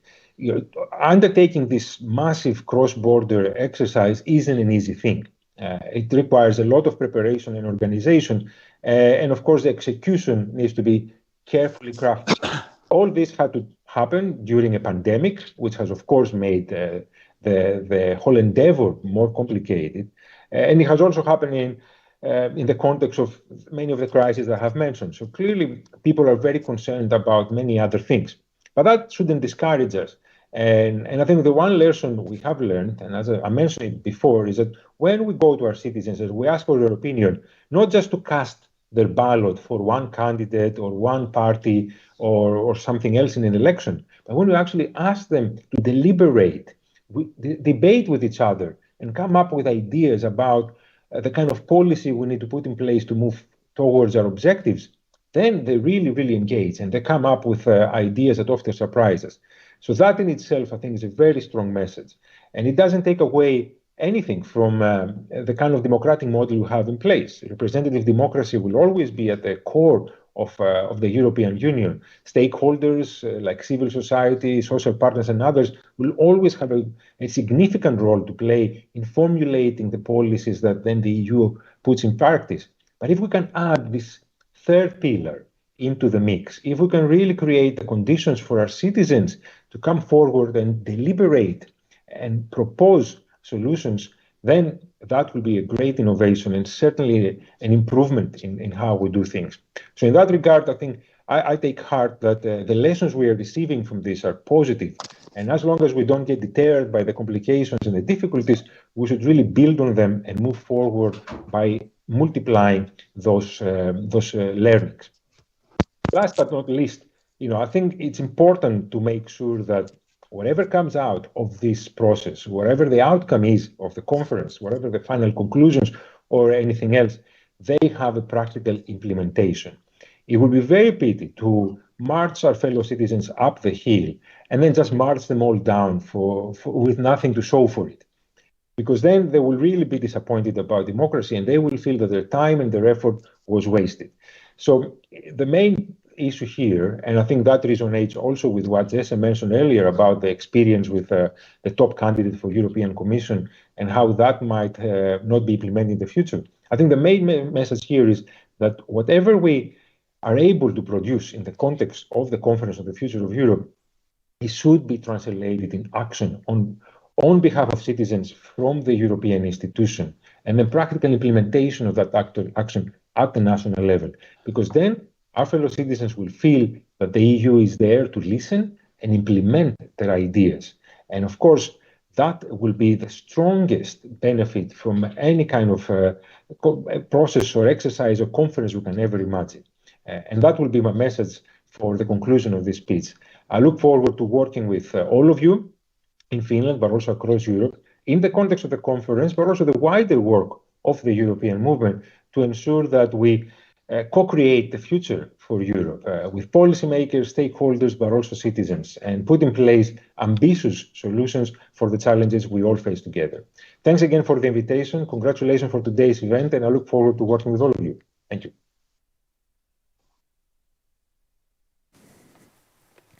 Thank you, Petros. Thank you very much. Next, we have a second keynote speech, and this will be A Divided Nation, Finland. European Movement International and European Movement Finland have the pleasure to present the public opinion poll results from Listen to Europe, A Divided Nation, Finland. Listen to Europe is a long-term initiative aimed at helping civil society and set up targeted and informed campaigning based on data and segmentation of audiences. Towards this end, we will have conducted public opinion surveys and social media monitoring that investigate drivers of the behaviors of citizens as well as main topics and narratives present in social media in each of the 8 project countries. The result of the study show a divided nation and a more fragile Nordic democracy than assumed. What must we do to preserve our democracy? How should the pro-democratic forces address the Finnish audiences? What lessons can we learn from the surveys executed in over a dozen EU member states so far? I welcome Matthew McWilliams to the stage. Mr. Matthew McWilliams is an author, scholar, brewer, and gardener from Baltimore, Maryland. He's a long-time political professional establishing McWilliams Sanders Communication, a campaign and issue-driven media strategy firm. More than 20 years ago, McWilliams earned his PhD in political sciences from the University of Massachusetts and studied at the University of Pennsylvania for his bachelor's degree. Matthew, the stage is yours.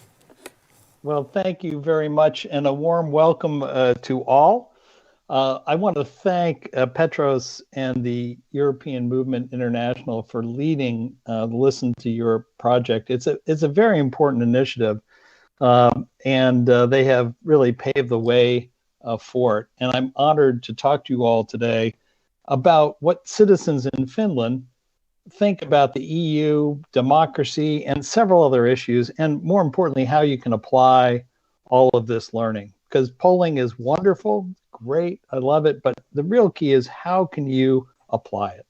So what I'm going to present is based on a survey of Finland.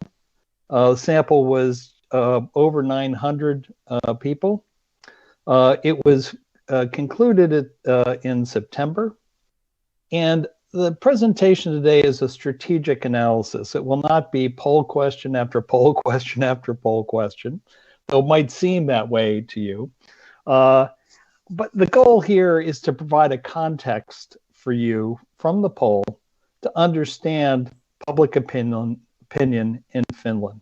So it's a strategic analysis, and it's a strategic analysis that gets applied at the end of the presentation. And that application is critical. Now, you can all have a copy of this report, so please do not take notes. I will be moving quickly. A lot of data here. So don't take notes, listen, think, challenge. That's the key, my key charge to you. So let's look at the poll for a second. The poll started with demographics, as all polls do. Their demographics are key. And then it takes kind of a right turn from the normal poll that you would see or read in the newspaper or see on the news. We look at worldviews, hostile sexism, populism, authoritarianism, ideology, this strange thing called EU segmentation, which turns out to be a very, very important thing. But these are ways that people view the world. No matter what issue that they're looking at, this is the way people come to that issue, come to the world, come to understand things through these worldviews. Then we also look at basic sort of fundamental outlooks and values other than worldview that might be formed a little bit later in life. Pride in being Finnish, traditions, cultures, what do they think about them? Change, democracy, tolerance, social cohesion. So you can see this is not your typical poll. Finally, we get to the typical questions that are asked in a poll. And here are just a few of them, but immigration, social justice, climate change, I won't read them all for you, the economy, inequality. And all the answers to those questions get filtered through not just the demography, the demographics, but the worldviews and how people view change and how pride their identity, what they think about democracy. And then finally, to be able to tie this all to online communications, we use what are called reverse engineering questions. And these are simple questions, allow us to tie groups of people to the internet in a way that we can communicate with them. And so it might be a question, do I like to hunt or not? Do I own a gun or not? In Spain, the question is, do I like Franco or not? Because we can find these people actually on the internet very easily. And we can tie their answers to questions in the poll and their attitudes and their outlooks to communications. So that's what the poll looks like. That's what's in the poll. So before we turn to the poll, I want to talk about the end of this presentation, which is how we're going to apply this. At the end of about another 30 minutes of me talking, 35 minutes, I'm going to show you how to apply everything you've seen to targeting, segmentation, so segmenting Finland into different groups of people, targeting them online, and also to developing a simple frame and message that you could use today to go to communicate to people in Finland in a target audience and in a way that they would hear what you have to say. And that's the problem. We all know how to communicate, but how do we communicate in a way that people will listen? That's what Listen to Europe is all about. There are many things we care deeply about. We have to connect with audiences to make sure they understand what we're talking about and that our values resonate with theirs. So I love the poll. I'd love to ask questions. So I'm just going to ask you 4 questions right now, and just keep track in your mind of these 4 questions. And these are yes or no questions. So say yes or no to the questions I'm about to ask. First question: a democratic political system is a very good way or fairly good way of governing my country. Yes or no? Next question: democracy is preferable to any other kind of government. Yes or no? Think, okay, if I've said yes twice to this, I have 2 yeses. If I've said no twice to this, I have 2 no's. Third question: army rule, and watch this, we've changed the order of the question here. We've changed the direction of the question here. Army rule is a bad or very bad way of governing my country. For me, I would say, yes, army rule is a bad or very bad way of my country. So yes or no? And then the fourth question: having a strong leader who does not have to bother with parliament or elections is a bad or very bad way of governing my country. Yes or no? Now, first, tally those numbers up. How many times did you say yes? If you said yes to all 4 questions that we just asked, you are a consistent supporter of democracy. And you might say, oh, Matt has just made this up. Now, these are basic 4 questions, and there's one more we usually ask, that are part of a battery of questions that measures consistent support for democracy worldwide. We've used this across the world, so have many others. Some of the questions come from the World Values Survey. But if you said yes to all 4, you're a consistent supporter of democracy. And being a consistent supporter of democracy, I know a lot about who you are. Now, here's a question. What percentage of citizens in Finland always support democracy, always say yes to those 4 questions? Get a number in your head. I've asked this other times. Most people come in 70%, 75%, 80%. I would bet that the majority of people listening today are in that. There's some on the outside, some around 50, some up at 100%. But if we're looking at a bell curve, most of you would say, yeah, 80% in Finland always support democracy. And I would bet most of the people listening today always support democracy. But the number from the poll is 35%. So 35% of citizens in Finland always say yes to those 4 questions, and only 35%. And what we see here is a gap right from the very beginning, a gap between us, people on this phone, and I'm hypothesizing here that most of you said yes, but I would bet that 75 to 80% of you said yes. and people in Finland, where only 35% say yes.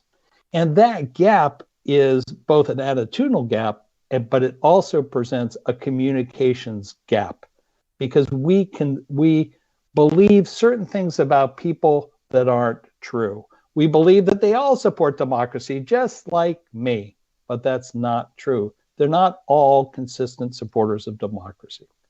So where does Finland fit in the European Union? Well, before we get to that, here is that 35% graph for you to look at. And I want you to pay attention to this graph, because you're going to be seeing a lot of graphs like this coming up. And let me explain it to you. The 35% is the big blue bar. It's consistent supporter of democracy, meaning they said yes to all 4 questions. On the vertical is the percent of the scale, percent of the Finnish population that said is consistent. And across the horizontal is consistency of support for democracy to totally inconsistent support for democracy, which means they said no to all 4 of those questions. Blue in the graphs that you will see always means the pro-liberal democracy, civil society, EU position. Yellow is the turning point. Orange to red are the opponents of democracy, totally inconsistent here, civil society, and a whole range of other, and really pro-illiberal democracy. So this is how Finland graphs off, and there's the 35%. Here's how Finland fits compared to other European countries. These other European countries are from a 2019 set of surveys we did. You can see that Finland's really in the second group of countries, sort of wedged between Italy and Greece in terms of consistency of support for democracy. So Finland's not an outlier here. There is a democratic democracy supporting deficit across Europe. Now, I'm in the United States today. If we put the United States number up here, it would be a little bit higher than Finland, but not much. So you should not say, oh, Finland, we've got a problem. We do have a democratic deficit problem, but it's not just in Finland. It's across the world, and we need to work on it. So back to this graph. Who are these people? Who are the consistent supporters and the totally inconsistent supporters of democracy in Finland? We need to know more about them, I would say, especially when we're at 80% people on the phone are listening in here online, and the rest of Finland is just at 35%. Well, these people are consistent supporters of democracy. They're not authoritarian. And we measure authoritarianism using 8 different questions. They're not hostile sexists. We measure that with 4 standard questions. Ideologically, there's on the left. Yeah, that makes sense. They're older, like me, and they have higher educational attainment. Conversely, and I won't do this all the time, but I'll do this first time, the totally inconsistent supporters of democracy are more likely to be, and that's a key. This is probability. This is regression analysis applied. It's the only time I'll say that word, to this question. They're more likely to be authoritarian, hostile sexist, ideologically on the right, younger, and lower educational attainment. Younger is a really big problem here. Younger people throughout the world are less likely to support democracy. That is a gigantic challenge for us. They think democracy is too slow. They don't like compromise. And by they, I don't mean all of them. I'm saying a lot of them. It's too slow, too much compromise, doesn't lead to solutions. They've seen country after country where democracy leads to gridlock. They don't like that. So we have a lot of work to do with those younger people. Also, we can we find that consistency and inconsistent support of democracy gets divided up into the things we call EU Seg 1 and EU Seg 4. And what are those EU Seg 1? Well, EU Seg 1 are enthusiasts. They are European Union enthusiasts. And EU Segment 4 are European Union skeptics. And how does Finland look in these across these different segments? Well, there are 4 segments. These are based on 3 questions. These questions are extremely powerful predictors of support for the European Union, support for democracy, support for civil society, support for human rights, you name it. They are strong predictors of it. And you can see Finland, 28% of Finns are enthusiasts, 34% are moderate, 15% ambivalent, 23% are skeptics. So there's a division here. About a quarter are enthusiastically for the EU, about a quarter are skeptical of the EU, and I would say they're opponents of the EU. And so you can look at this in a very simple way as to base audience, people who are going to be with EU integration right from the get-go, no problem, 28% of Finns. And people who are just adamantly opposed, that's 23%. So the persuasion game plays amongst those 49% that are moderates and ambivalents. I've added those together. And what you're going to find is, of the ambivalents, if you get 1 out of every 5 of them, you're very lucky. That means 3% of Finland. So it's really the moderates that are the major persuasion game here, the people we need to talk to. And a lot of these moderates are not consistent supporters of democracy, right? So it's really important. What else can we say to them? Well, we can overlay all those worldviews we talked about onto these segments using regression analysis. Second time I've said it, I'll never say it again. So the enthusiasts and the moderates are more likely to be consistent supporters of democracy. But when you hit moderates, you're going to find some inconsistency, usually opposing 1 or more of the questions. Enthusiasts and moderates aren't authoritarian, they aren't hostile sexist, and in Finland, they're not populist. Some other countries, they're populist. And I won't do the skeptics, obviously, they're the inverse of what I just listed. And what we find looking at worldviews, attitudes towards change, EU segmentation, and a range of other variables, that there are variables, attitudes that shape political choices, attitudes, and identity in Finland. And understanding these divides is critical to understanding public opinion, which is critical to communicating with them. So what are those variables, let's call them for the minute, that shapes political choices, attitudes, and identity in Finland? Well, first, it's worldview. Authoritarianism and hostile sexism is a divider in Finland. So if you're not authoritarian, you think one thing. If you're authoritarian, you think another thing. Same with hostile sexism. There's some demographics that are also very good tools for understanding Finnish opinion, but also because they divide Finland's political choices and attitudes. So age, education, gender. And then some attitudes that are learned. Ideology, you learn your ideology. Populism, you learn to be populist or not. Support for democracy, that is something that is learned and that hopefully we can change, because we have a lot of people who don't support democracy enough. And then the EU segments. And these might not shape a political identity like authoritarianism, political choices like authoritarianism and hostile sexism. They might reflect it. But these variables, and there are just 9 of them, are rails that divide Finnish public opinion, and they're really important to understand. So what do I mean by that? Well, let's look at political choices. We asked a simple, political choice question: who do you support? And you find that 16% of Finns support the Finns party, where 84% support all other parties or they're undecided. Simple question. That really doesn't tell us much, right? But this does. The people who support all other parties in Finland are not authoritarian, they're not populist, they're left ideology. What else are they? They're also EU segment 1, EU segment 2.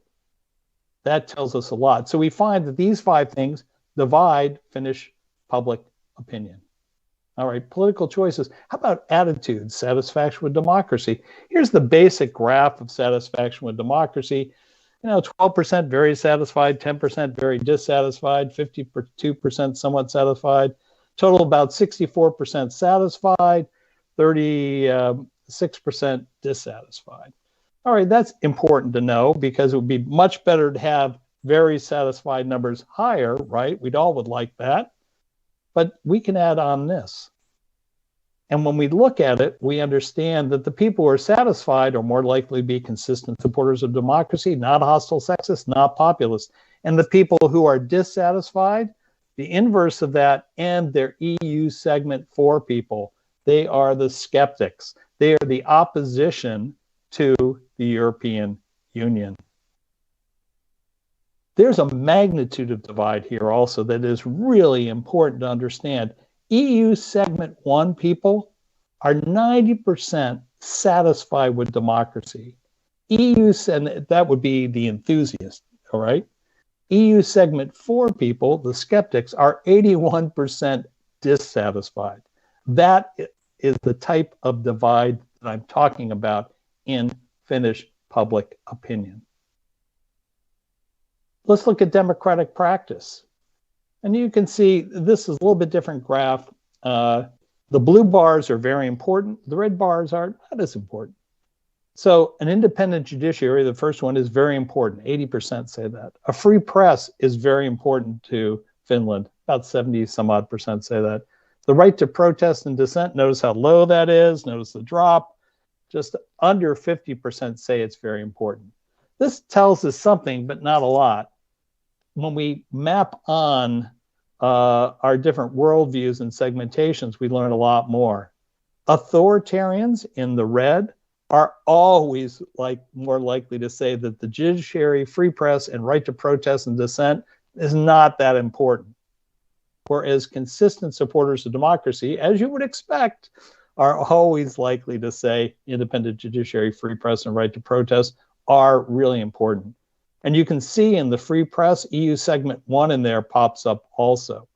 You also see that populists are more likely to say independent judiciary and free press are very important. There's a difference between populist and authoritarianism. And when we call parties that are a liberal or seem to be a liberal, or we classify as liberal populists, quite often we're mislabeling them. They are more likely to be authoritarian than they are to be populist. And the real difference is in terms of democratic practice. Populists like an independent judiciary. Even in Poland, populists like a free press. Authoritarians don't like either of those. Let's look at institutional trust now. And these are, again, we're looking at different questions in the poll and finding that the segmentation, the worldviews, and other things we're looking at really sort Poland. So first, high trust. 45% high trust in national government. More people don't trust it than trust it, but high trust, 45%. Trust in European Union, much lower, 15 points lower, 16 points lower, so down below 30. If you look at it by segment, trust in national government, 71% of EU segment 1, those are enthusiasts, trust in national government. Only 17% of EU segment 4 does. So the EU skeptics also don't trust the Finnish national government. Look at those numbers for trust in European Union. The EU segment 1 numbers statistically the same. 68% is the same as 71 in the survey. But look at the EU segment 4 people. Only 2% have high trust in the European Union. That's why I would argue that in terms of EU integration, EU segment 4 people, the skeptics, 23%, if I remember correctly, of Finland, are not gettable. They are not persuadable. They are Finnish nationalists. They don't trust the EU. They will not support integration, and they don't trust the national government very much right now. Self-identification is another key thing to look at. How do people identify themselves? How do they see themselves? How do they feel about themselves? What do they say? Well, 35% of Finns identify themselves as Finnish only. And 58% of Finns say, I'm Finnish first, European second. And then the other numbers are small, as you can see. Well, do our segments and our worldviews map onto this? Oh, yes, they do. 54% of authoritarians and 61%, and that's 54% of authoritarians compared to 35% of all Finns, say they are Finnish only. 61% of EU skeptics, EU segment 4, say they are Finnish only compared to 35%. And you can see those numbers are much lower with EU segment 1 and non-authoritarians. What about Finnish first, European second? Well, I don't have that number for you, but I can tell you the Finnish first, European second number is high. I think it's over 60% for EU segment 1 and over 60% for EU for non-authoritarians. So what we're finding here is that EU segment 1, EU segment 2 are going to define themselves as Finnish first, European second, not Finnish. Opposition will define themselves only as Finnish. What does this matter for your communications? It matters a lot, and we'll get to that at the end. Here's the next one, attitudes to change. You see these in polls all the time. And this is a really simple question, but a very powerful question. Is it too risky to support political parties with radical ideas for change? Or do electing political parties with radical ideas, is that how we get real change? And you can see 2/3 of Finns say, hey, it's too risky to support political parties with radical ideas for change. Radical ideas for change are dangerous, is what they're saying here. Let's look now at a second attitude to change questions. And this change question is about changing traditions.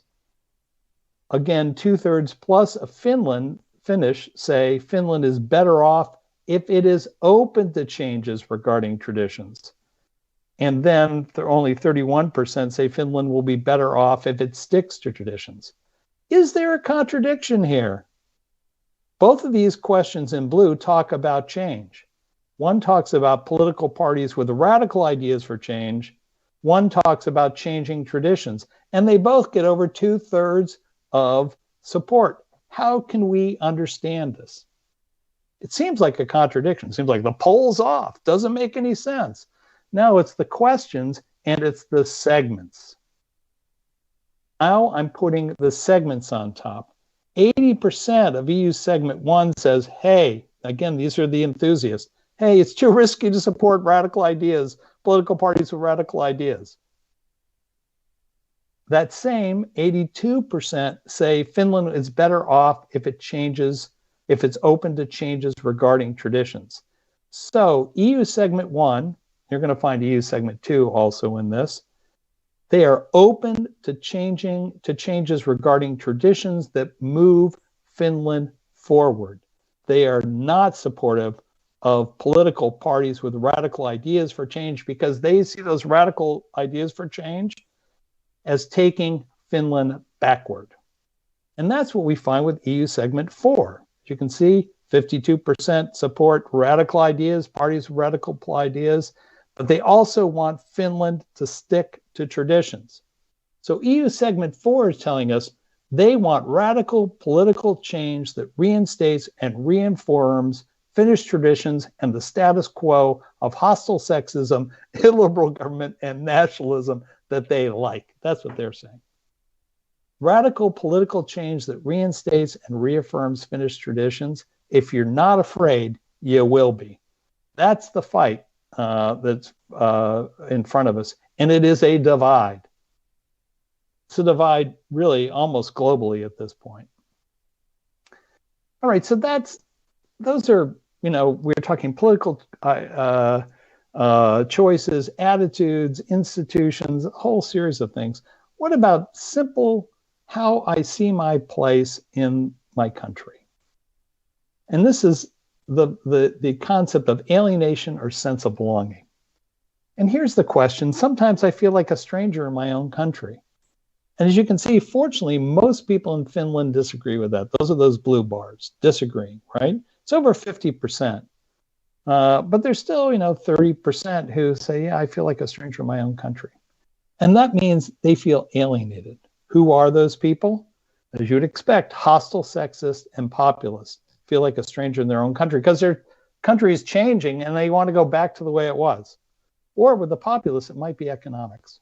Whereas consistent supporters of democracy, EU segment 1, the enthusiasts, they say, I don't feel like a stranger in my country. I like the direction of it. Okay, well, that's basically how I feel. Oh, and here's EU segment 1 and EU segment 4. 79% of EU segment 1 disagree. 49% of EU segment agree that I feel, almost half of them, that I feel like a stranger in my own country. That's a big number. It comes down to being left behind socially, economically, and politically. And we can look at that number. And here is people like me are being left behind in Finland. And as you can see, these bars going up, the somewhat agree and the strongly agree and the neither are going up compared to the graph before. And that means more people feel like they're being left behind in Finland. Who are those people? EU segment 4, 62% agree. Remember, 49% of them said, I feel like a stranger in my own country. Now they're saying, I feel like I'm being left behind in Finland. And then if we ask the next question, which is perceived economic inequality, people like me don't benefit enough from my country's economic success. Look at how much the bars have grown, especially the somewhat agree and neither. People feel that they're not benefiting from the economic success more than just EU segment 4, that economic inequality is growing. And as you can see, this maps pretty much the way we would expect it to. Authoritarians, hostile, sexist, populist, in the somewhat agree, strongly agree, democratic, consistent folks still saying, oh, I disagree with that. But ideologically on the right, there's some people on the right who are doing really well and they feel like they're benefiting from the economic inequality. Look at this also, 58% of authoritarians and 64% of EU segment 4 agree that they don't benefit enough from the country's economic success. But that neither number and the somewhat agree number also includes EU segment 3, EU segment 2, and some EU segment 1s, but mostly 2 and 3. Finally, fear. Fear is another component of alienation. So we're really looking at components of alienation. One was being left behind. 2 is economic inequality. Here is just fear. The world is an increasingly dangerous place. And if you've watched these bars over these last 4 questions, the people who disagree with these statements have been going down and down and down. And here they reach the lowest point. And here somewhat agree and strongly agree reach the highest point. So there are people in Finland who feel like they're a stranger in the country. More of them also say they feel like they're being left behind economically. And more of them are likely to say the world is an increasingly dangerous place. Authoritarians, populists, and women are more likely to agree the world is an increasingly dangerous place. And when you have that alienation in your society, and it is growing, or at least it is increasing, it appears to be increasing, what you usually do is get a demand for a strong leader. Oh, and here, I'm sorry, you can see authoritarians at 72%, the world is an increasingly dangerous place. EU segment 1, even 50% of EU segment 1 agrees the world is a dangerous place. And when you get that in a society, it usually drives a demand for someone to solve the problem. That's the key. When you're fearful, you think there's inequality, you feel like a stranger, you don't feel like part of your society, you want someone to solve that. You want the strong leader. Fortunately, in Finland, we're still above 50% disagree that to bring Finland back to order, we need a strong leader who's willing to break the rules. You can see our graph has shifted back. The blue bars are back with us. Who are those people? They are the democracy consistent people. They are the EU segment 1 people, and they're higher educated. They're still saying, we don't need a strong leader who's willing to break the rules. We need a stronger democracy, and we need more EU integration, and we need solidarity. But the key is these numbers can move. And with fear, economic inequality, and the stranger numbers, you have to be very careful.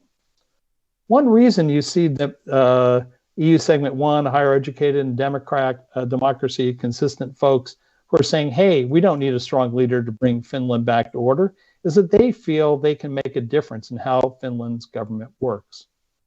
You know, if you look at these numbers, only 5% of Finns agree they can make a difference in how Finland's government works. Another 22% somewhat agree, but that's only 27%. Most people disagree. They say, I can't make any difference. They are disempowered generally. But our folks, EU segment 1, 45% agree that they can make, and 9% strong, that they can make a difference in how Finland's government works. One reason they aren't switching and demanding a strong leader, one is that attitudinally they wouldn't support. It's hard for them to support a strong leader because they support democracy, and they know a strong leader is just authoritarian. But the other is that they still feel they have efficacy. They're empowered. They can make a difference in how Finland's government works. All right, so let's go now to views of the European Union. I'm going to go through this quickly, and I'm going to sum it all up and show you how you can apply it. It's a lot of data. Hope you're still with me. What's the most important issue for the EU to address? Real straightforward, reducing poverty and social inequality. 43% choose that. 38% combating terrorism, taking action on climate change, 34%, that's younger. Younger people are much more likely to push on climate change. But reducing poverty and social inequality is the top issue that citizens of Finland want the EU to address. They also, what's the most important reason to remain in the EU? Well, you all know that freedom to study, live, work, and travel always comes up on top. What's second? Improving the prosperity and security of Finland. So you see a link to reducing poverty and social inequality and the EU improving prosperity and security of Finland in these answers. There's a real link here. What else about Finland, the EU? Is Finland on the right track? Is the EU on the right track? Less than 50% of Finns say that EU is on the right, the Finland's on the right track. But even lower number, just above 30%, say the EU is on the right track. So that wrong track number for the EU, which is above 40%, really important for us to work on. You can see it's 11-point shift, Finland to the EU, and a 9% growth and don't know. A lot of people don't know. But it's important for us to look on. And if you look at this in terms of EU segments, so 74% of EU enthusiasts say, yeah, the EU is on the right track. Only 2% of EU segment 4 say EU is on the right track. And then we have the exact inverse when it comes to wrong track. 85% of skeptics say EU is on the wrong track. So obviously the persuasion and the place to move people and reach people is EU segments 2 and 3 here. A lot of those are sitting in the don't know. Some of them are in the wrong track. We have to talk to them about that the EU is on the right track, and here's why. Attitudes towards EU. This is about solidarity. It's split, this question. Now, 49, 51% might as well be 50-50. We should do everything we can to help other EU countries in need. That's the solidarity point. Here's the opposition to it. Demands for solidarity between EU countries are being pushed too far. It's a coin flip in Finland in terms of Finnish public opinion. It's not a coin flip when we look at authoritarians in EU segment 4. 87% of EU segment 4 say demands for solidarity between EU countries are being pushed too far. So the other message, we should do everything we can to help EU countries in need, works well with EU segment 1. Works well with EU segment 2 also. It's a way to go after that persuadable and start to build it and move it to an enthusiast or a base supporter. Here's another one. Disagreements are a healthy part of democracy, but EU leaders really bicker too much. So these two graphs, Ms. Petros asked that we put these questions on, and they're very, very illustrative. Disagreements between EU members is on the right.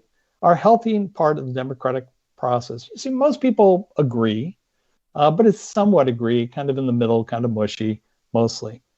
But if we ask it a little bit different, well, EU leaders bicker too much. You can see that the numbers, agree numbers, go way through the roof. What this is telling us that, yeah, disagreements between EU members are healthy, but really, I think, and this is a lot of Finns also, EU leaders bicker too much. They don't like the bickering.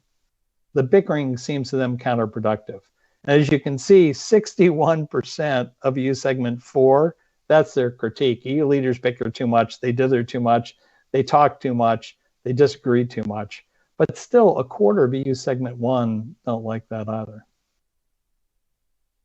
More attitudes towards EUs. This is EU integration or nationalism.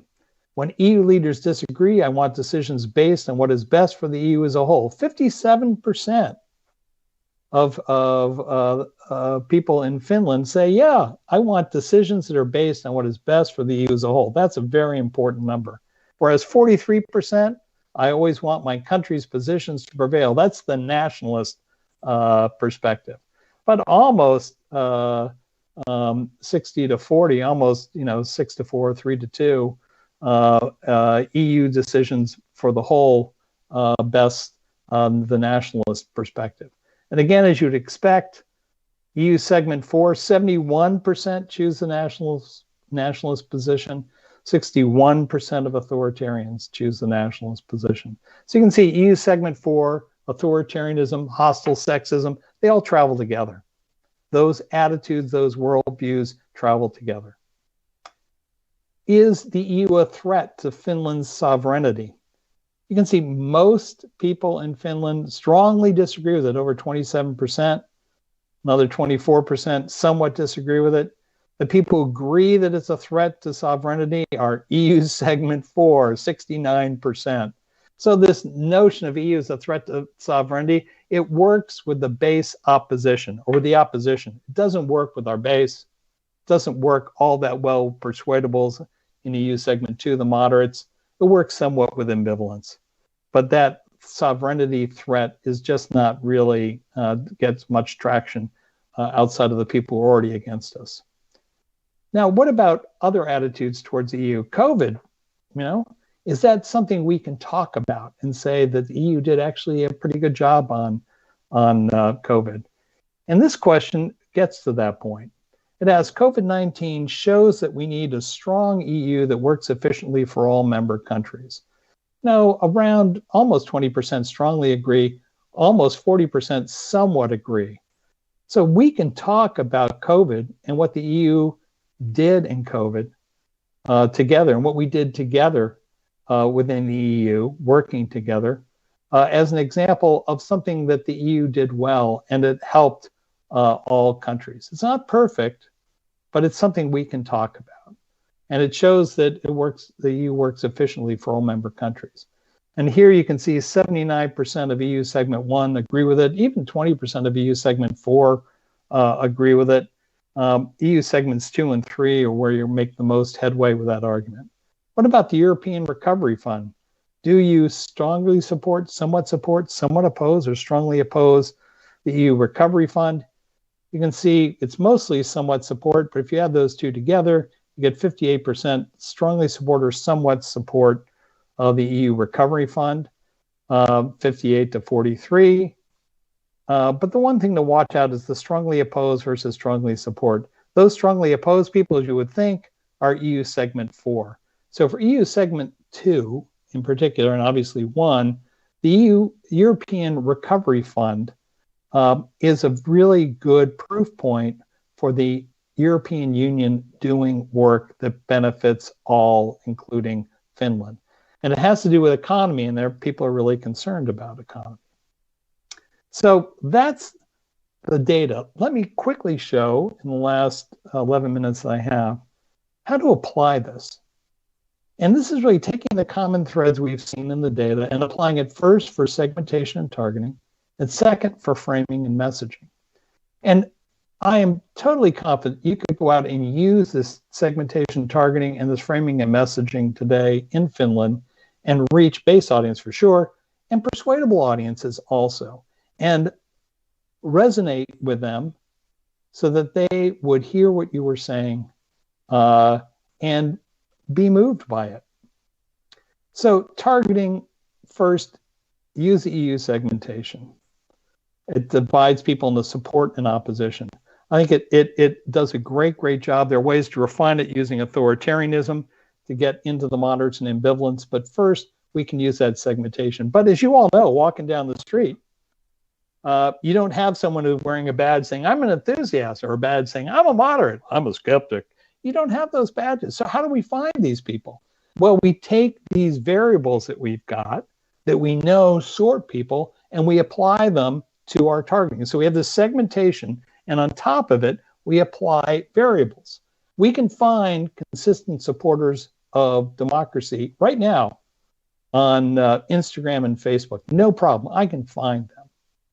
People who are not hostile sexist, I can find them on Facebook and Instagram. I'm just focusing on Facebook and Instagram right now. How? Women's rights supporters. Higher educational attainment, easy to find. Human rights supporters, easy to find. Finnish party, do not support, Finnish party supporter. Some of those tabs and sorts are gone now. But there might be other ways to get them. But you can first apply these top-line variables to start sorting people, not perfectly. There's nothing perfect when it comes to segmentation and targeting, but pretty well. All right. What else can we do? Attitudes towards groups and individuals. These are some of these reverse engineering questions. You know, enthusiasts and moderates are more supportive of NGOs. They're also more supportive of the Central Organization of Finnish Trade Unions, especially women and older folks. They're less supportive of NGOs. The opponents are less supportive of NGOs. They like Santa Maria, the enthusiasts and the moderates. They dislike, and you can just read the three names. I will not try to pronounce them. But they dislike, our enthusiasts and moderates dislike these three people, and our opponents like them. So we can use sorts on Facebook and Instagram and other ways to target these people online. So we got top-line variables, you got attitudes towards groups and individuals. We also have identity and pride. People who are more likely to say they're Finnish and European, there are lots of different European sorts on Facebook, are more likely to support us. The people with greater pride in Finland actually are more likely to support us. Those who take change over tradition and are against radical political change, they're more likely to support us. And we can add on concerns, empowerment, and issues.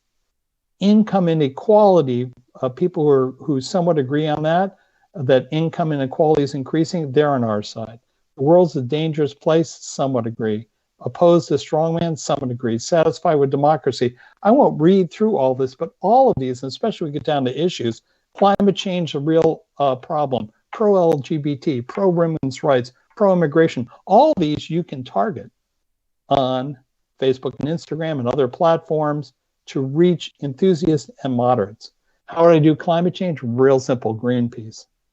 Put in Greenpeace, I'm going to find an older crowd, generally, but people who are also think that climate change is a real problem. So you can use all of these things I've gone through, all of these targeting mechanisms to take the segmentation. You'll find your enthusiasts very quickly, but also find moderates.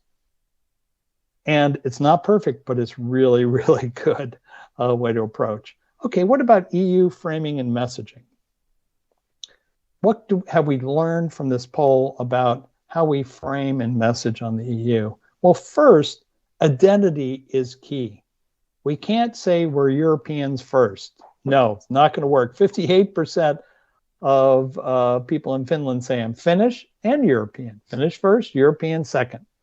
So we have to talk about Finnish national identity and Europeanism together, not putting one above putting Finnish national identity above Europeanism, but talk about them together. It's a very strong place to be, but you cannot lead just with European. The emotion has to be hope, not fear. There's a lot of fear out there in Finland, and we have to talk about hope. and not feed into the fear. Feeding into the fear builds a demand for radical political change that takes us back to the past. About place, there's pride in Finland, which we can all talk about, and a great sense of belonging. And the outlook is future-oriented, hope, future-oriented, and that future orientation is an openness to change regarding traditions to build a stronger future for Finland. We're not about radical change, and we're not about returning to the past status quo. We're about building a stronger future for Finland within the European framework that makes Finland stronger. This frame can be applied to any issue. And what are the key issues, however, that we want to lead with? It goes back to these graphs you've seen. In green are the top two issues, and they're really linked. Reducing poverty and social inequality, and EU improves prosperity and also security. Security is that danger question. Finland sees, and people in Finland see security being in the EU as part of helping to increase security of Finland for obvious reasons. Also, you see EU works for women's rights and equality for all. That's also there, but it's secondary compared to these two. I'm not saying it isn't important with specific groups. I am saying these two lead. So how do we put that into the EU frame and messaging? Well, the goal of our motion, our place, our outlook, the goal is equality and security, economic and social equality, political and national security. And as we do this, we have to acknowledge, we have to address economic inequality. Economic inequality and perceptions that it's growing is the driver, is the vehicle for EU Segment 4 and EU Segment 3 to grow and to get political power. So we have to acknowledge and address in everything we do economic inequality, almost everything we do economic inequality. So how can you apply and use that today? And again, you can walk out today and go online, put together a post, and if you use this framing and messaging and targeting, you would have a post that's very useful and should resonate with your core audience. Applying and using it today, talking about strength and solidarity, not going alone. It makes Finland stronger and more secure. And then talking about recent examples of benefits. COVID-19 helped reduce effects of the EU's work on COVID-19, helped reduce the effects of COVID-19. The EU response, that joint response, going it together, the strength and solidarity is an example of why the EU is important. And then on the economic side, the EU Recovering Fund is going to help Finland recover faster economically. And if we do it right, it will work towards reducing economic inequality in the country. And as we do all this, we have to be very careful. We have to acknowledge the EU is a work in progress. It is not perfect. If you set up as perfect, you're going to lose people. You have to talk about it's a work in progress. It's the work for all of us. And getting back to young people, that's why I think this digital platform that Petros was talking about is so important. We can involve people in democracy directly. And that digital platform is really important to it, and bringing young people into it to show them democracy at work and realize that it's hard work, but it's good work and important work. So the EU is a work in progress. And that's the presentation for today. Thank you very much. I would like to see you, but I have a little trouble getting back to my main screen. So thank you very much.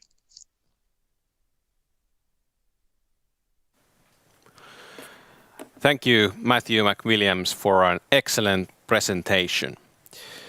And now it's time for closing words.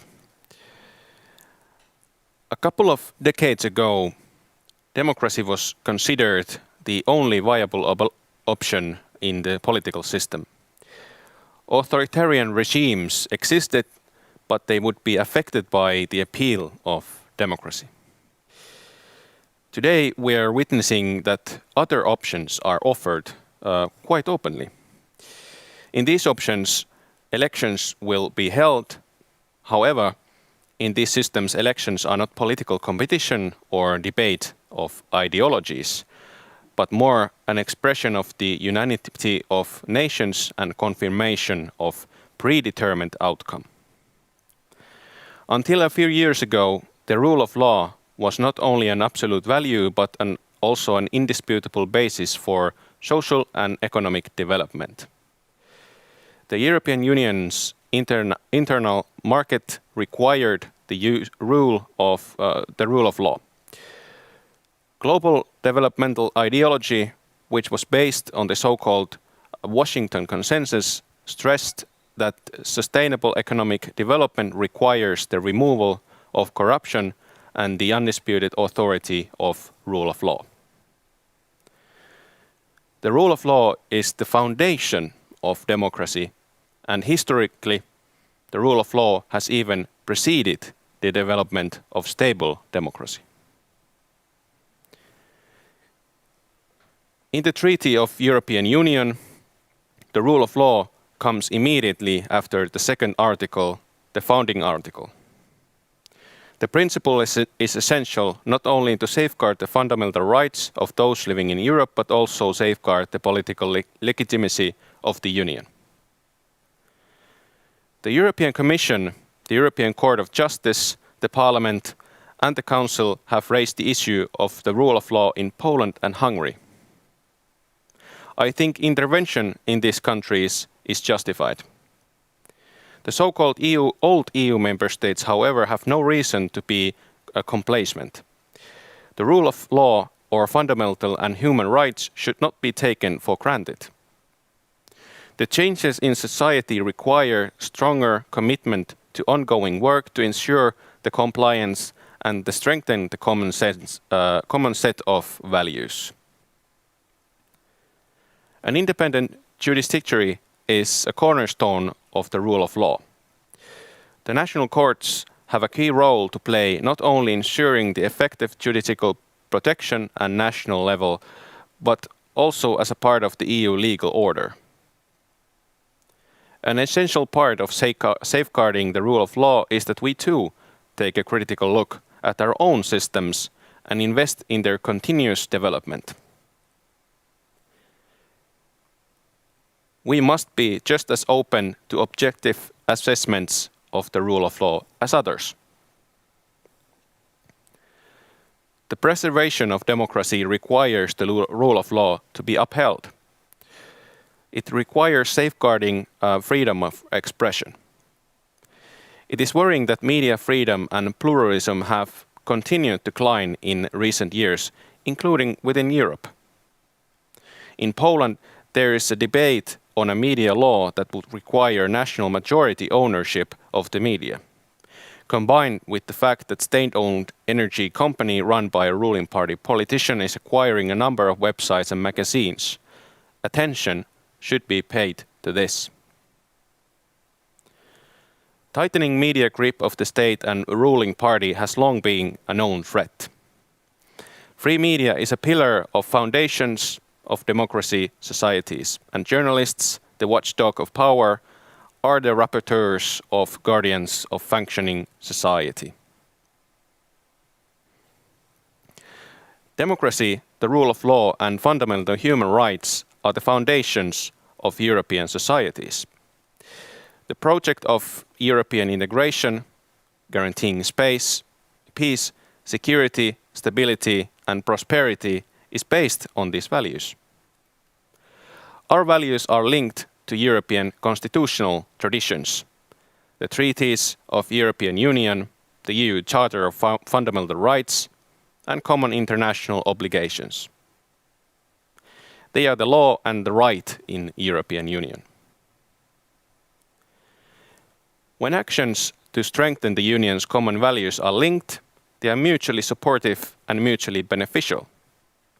The various instruments of rule of law toolkit also provide a comprehensive picture of the state of democracy, the rule of law and the fundamental and human rights in the Union and in the Member States. The Commission is an important player in ensuring compliance with the EU rule of law and is actively using its instruments such as infringement proceedings. In particular, the Commission's new annual rule of law report, which forms the basis of Council annual dialogue and promoting and upholding the rule of law, should be highlighted. The General Affairs Council of the European Ministers will discuss both the state of the rule of law in the EU and the situation in each individual member state. In accordance with the Article 7 of the Treaty of the European Union, proceedings are pending against Poland and Hungary for the most serious infringements of the values of the Union. The situation in member states concerned must be monitored. Procedures should be continued for as long as necessary, and without progress they should be not closed. The court channel is important in such political sensitive cases. Participation in cases pending before the European Court of Justice is a central part of the supporting Finland's EU policy and influencing the EU. Following the referral of the rule of law mechanism by Poland and Hungary to court, Finland has intervened to speed up the proceedings. The application and development of instruments in support of the EU common values must be continued without hesitation in order to prevent any shortcomings and to address the current and future challenges. The rule of law is also central to the European Union's enlargement and neighbourhood policies, which contribute to peace, prosperity and stability in Europe. The pursuit of EU membership requires partner countries to commit to the EU's common values. At the heart of the new methodology for enlargement throughout the unions is the rule of law. Dear audience, the happiest and most successful societies in the world have grown under European cooperation. We need to build more sustainable and resilient union for the future generations, with the rule of law, human rights and democracy at its core. Maintaining the rule of law requires determination and foresight. It requires value leadership from the decision makers. And its defenders must act and take the necessary steps. Thank you. And the seminar now is over. I warmly thank everybody watching at home, and the campaign for the future of Europe is continuing next year. So I will hope I will see you in some physical event as well. But we will see next year, and thank you for participation. And also a warm thank you to everybody who participated as a panelist or a speaker in this seminar. And also a warm thank you to Raju Pajalive, who contributed to get this show going and made a excellent job on this streaming service. Thank you.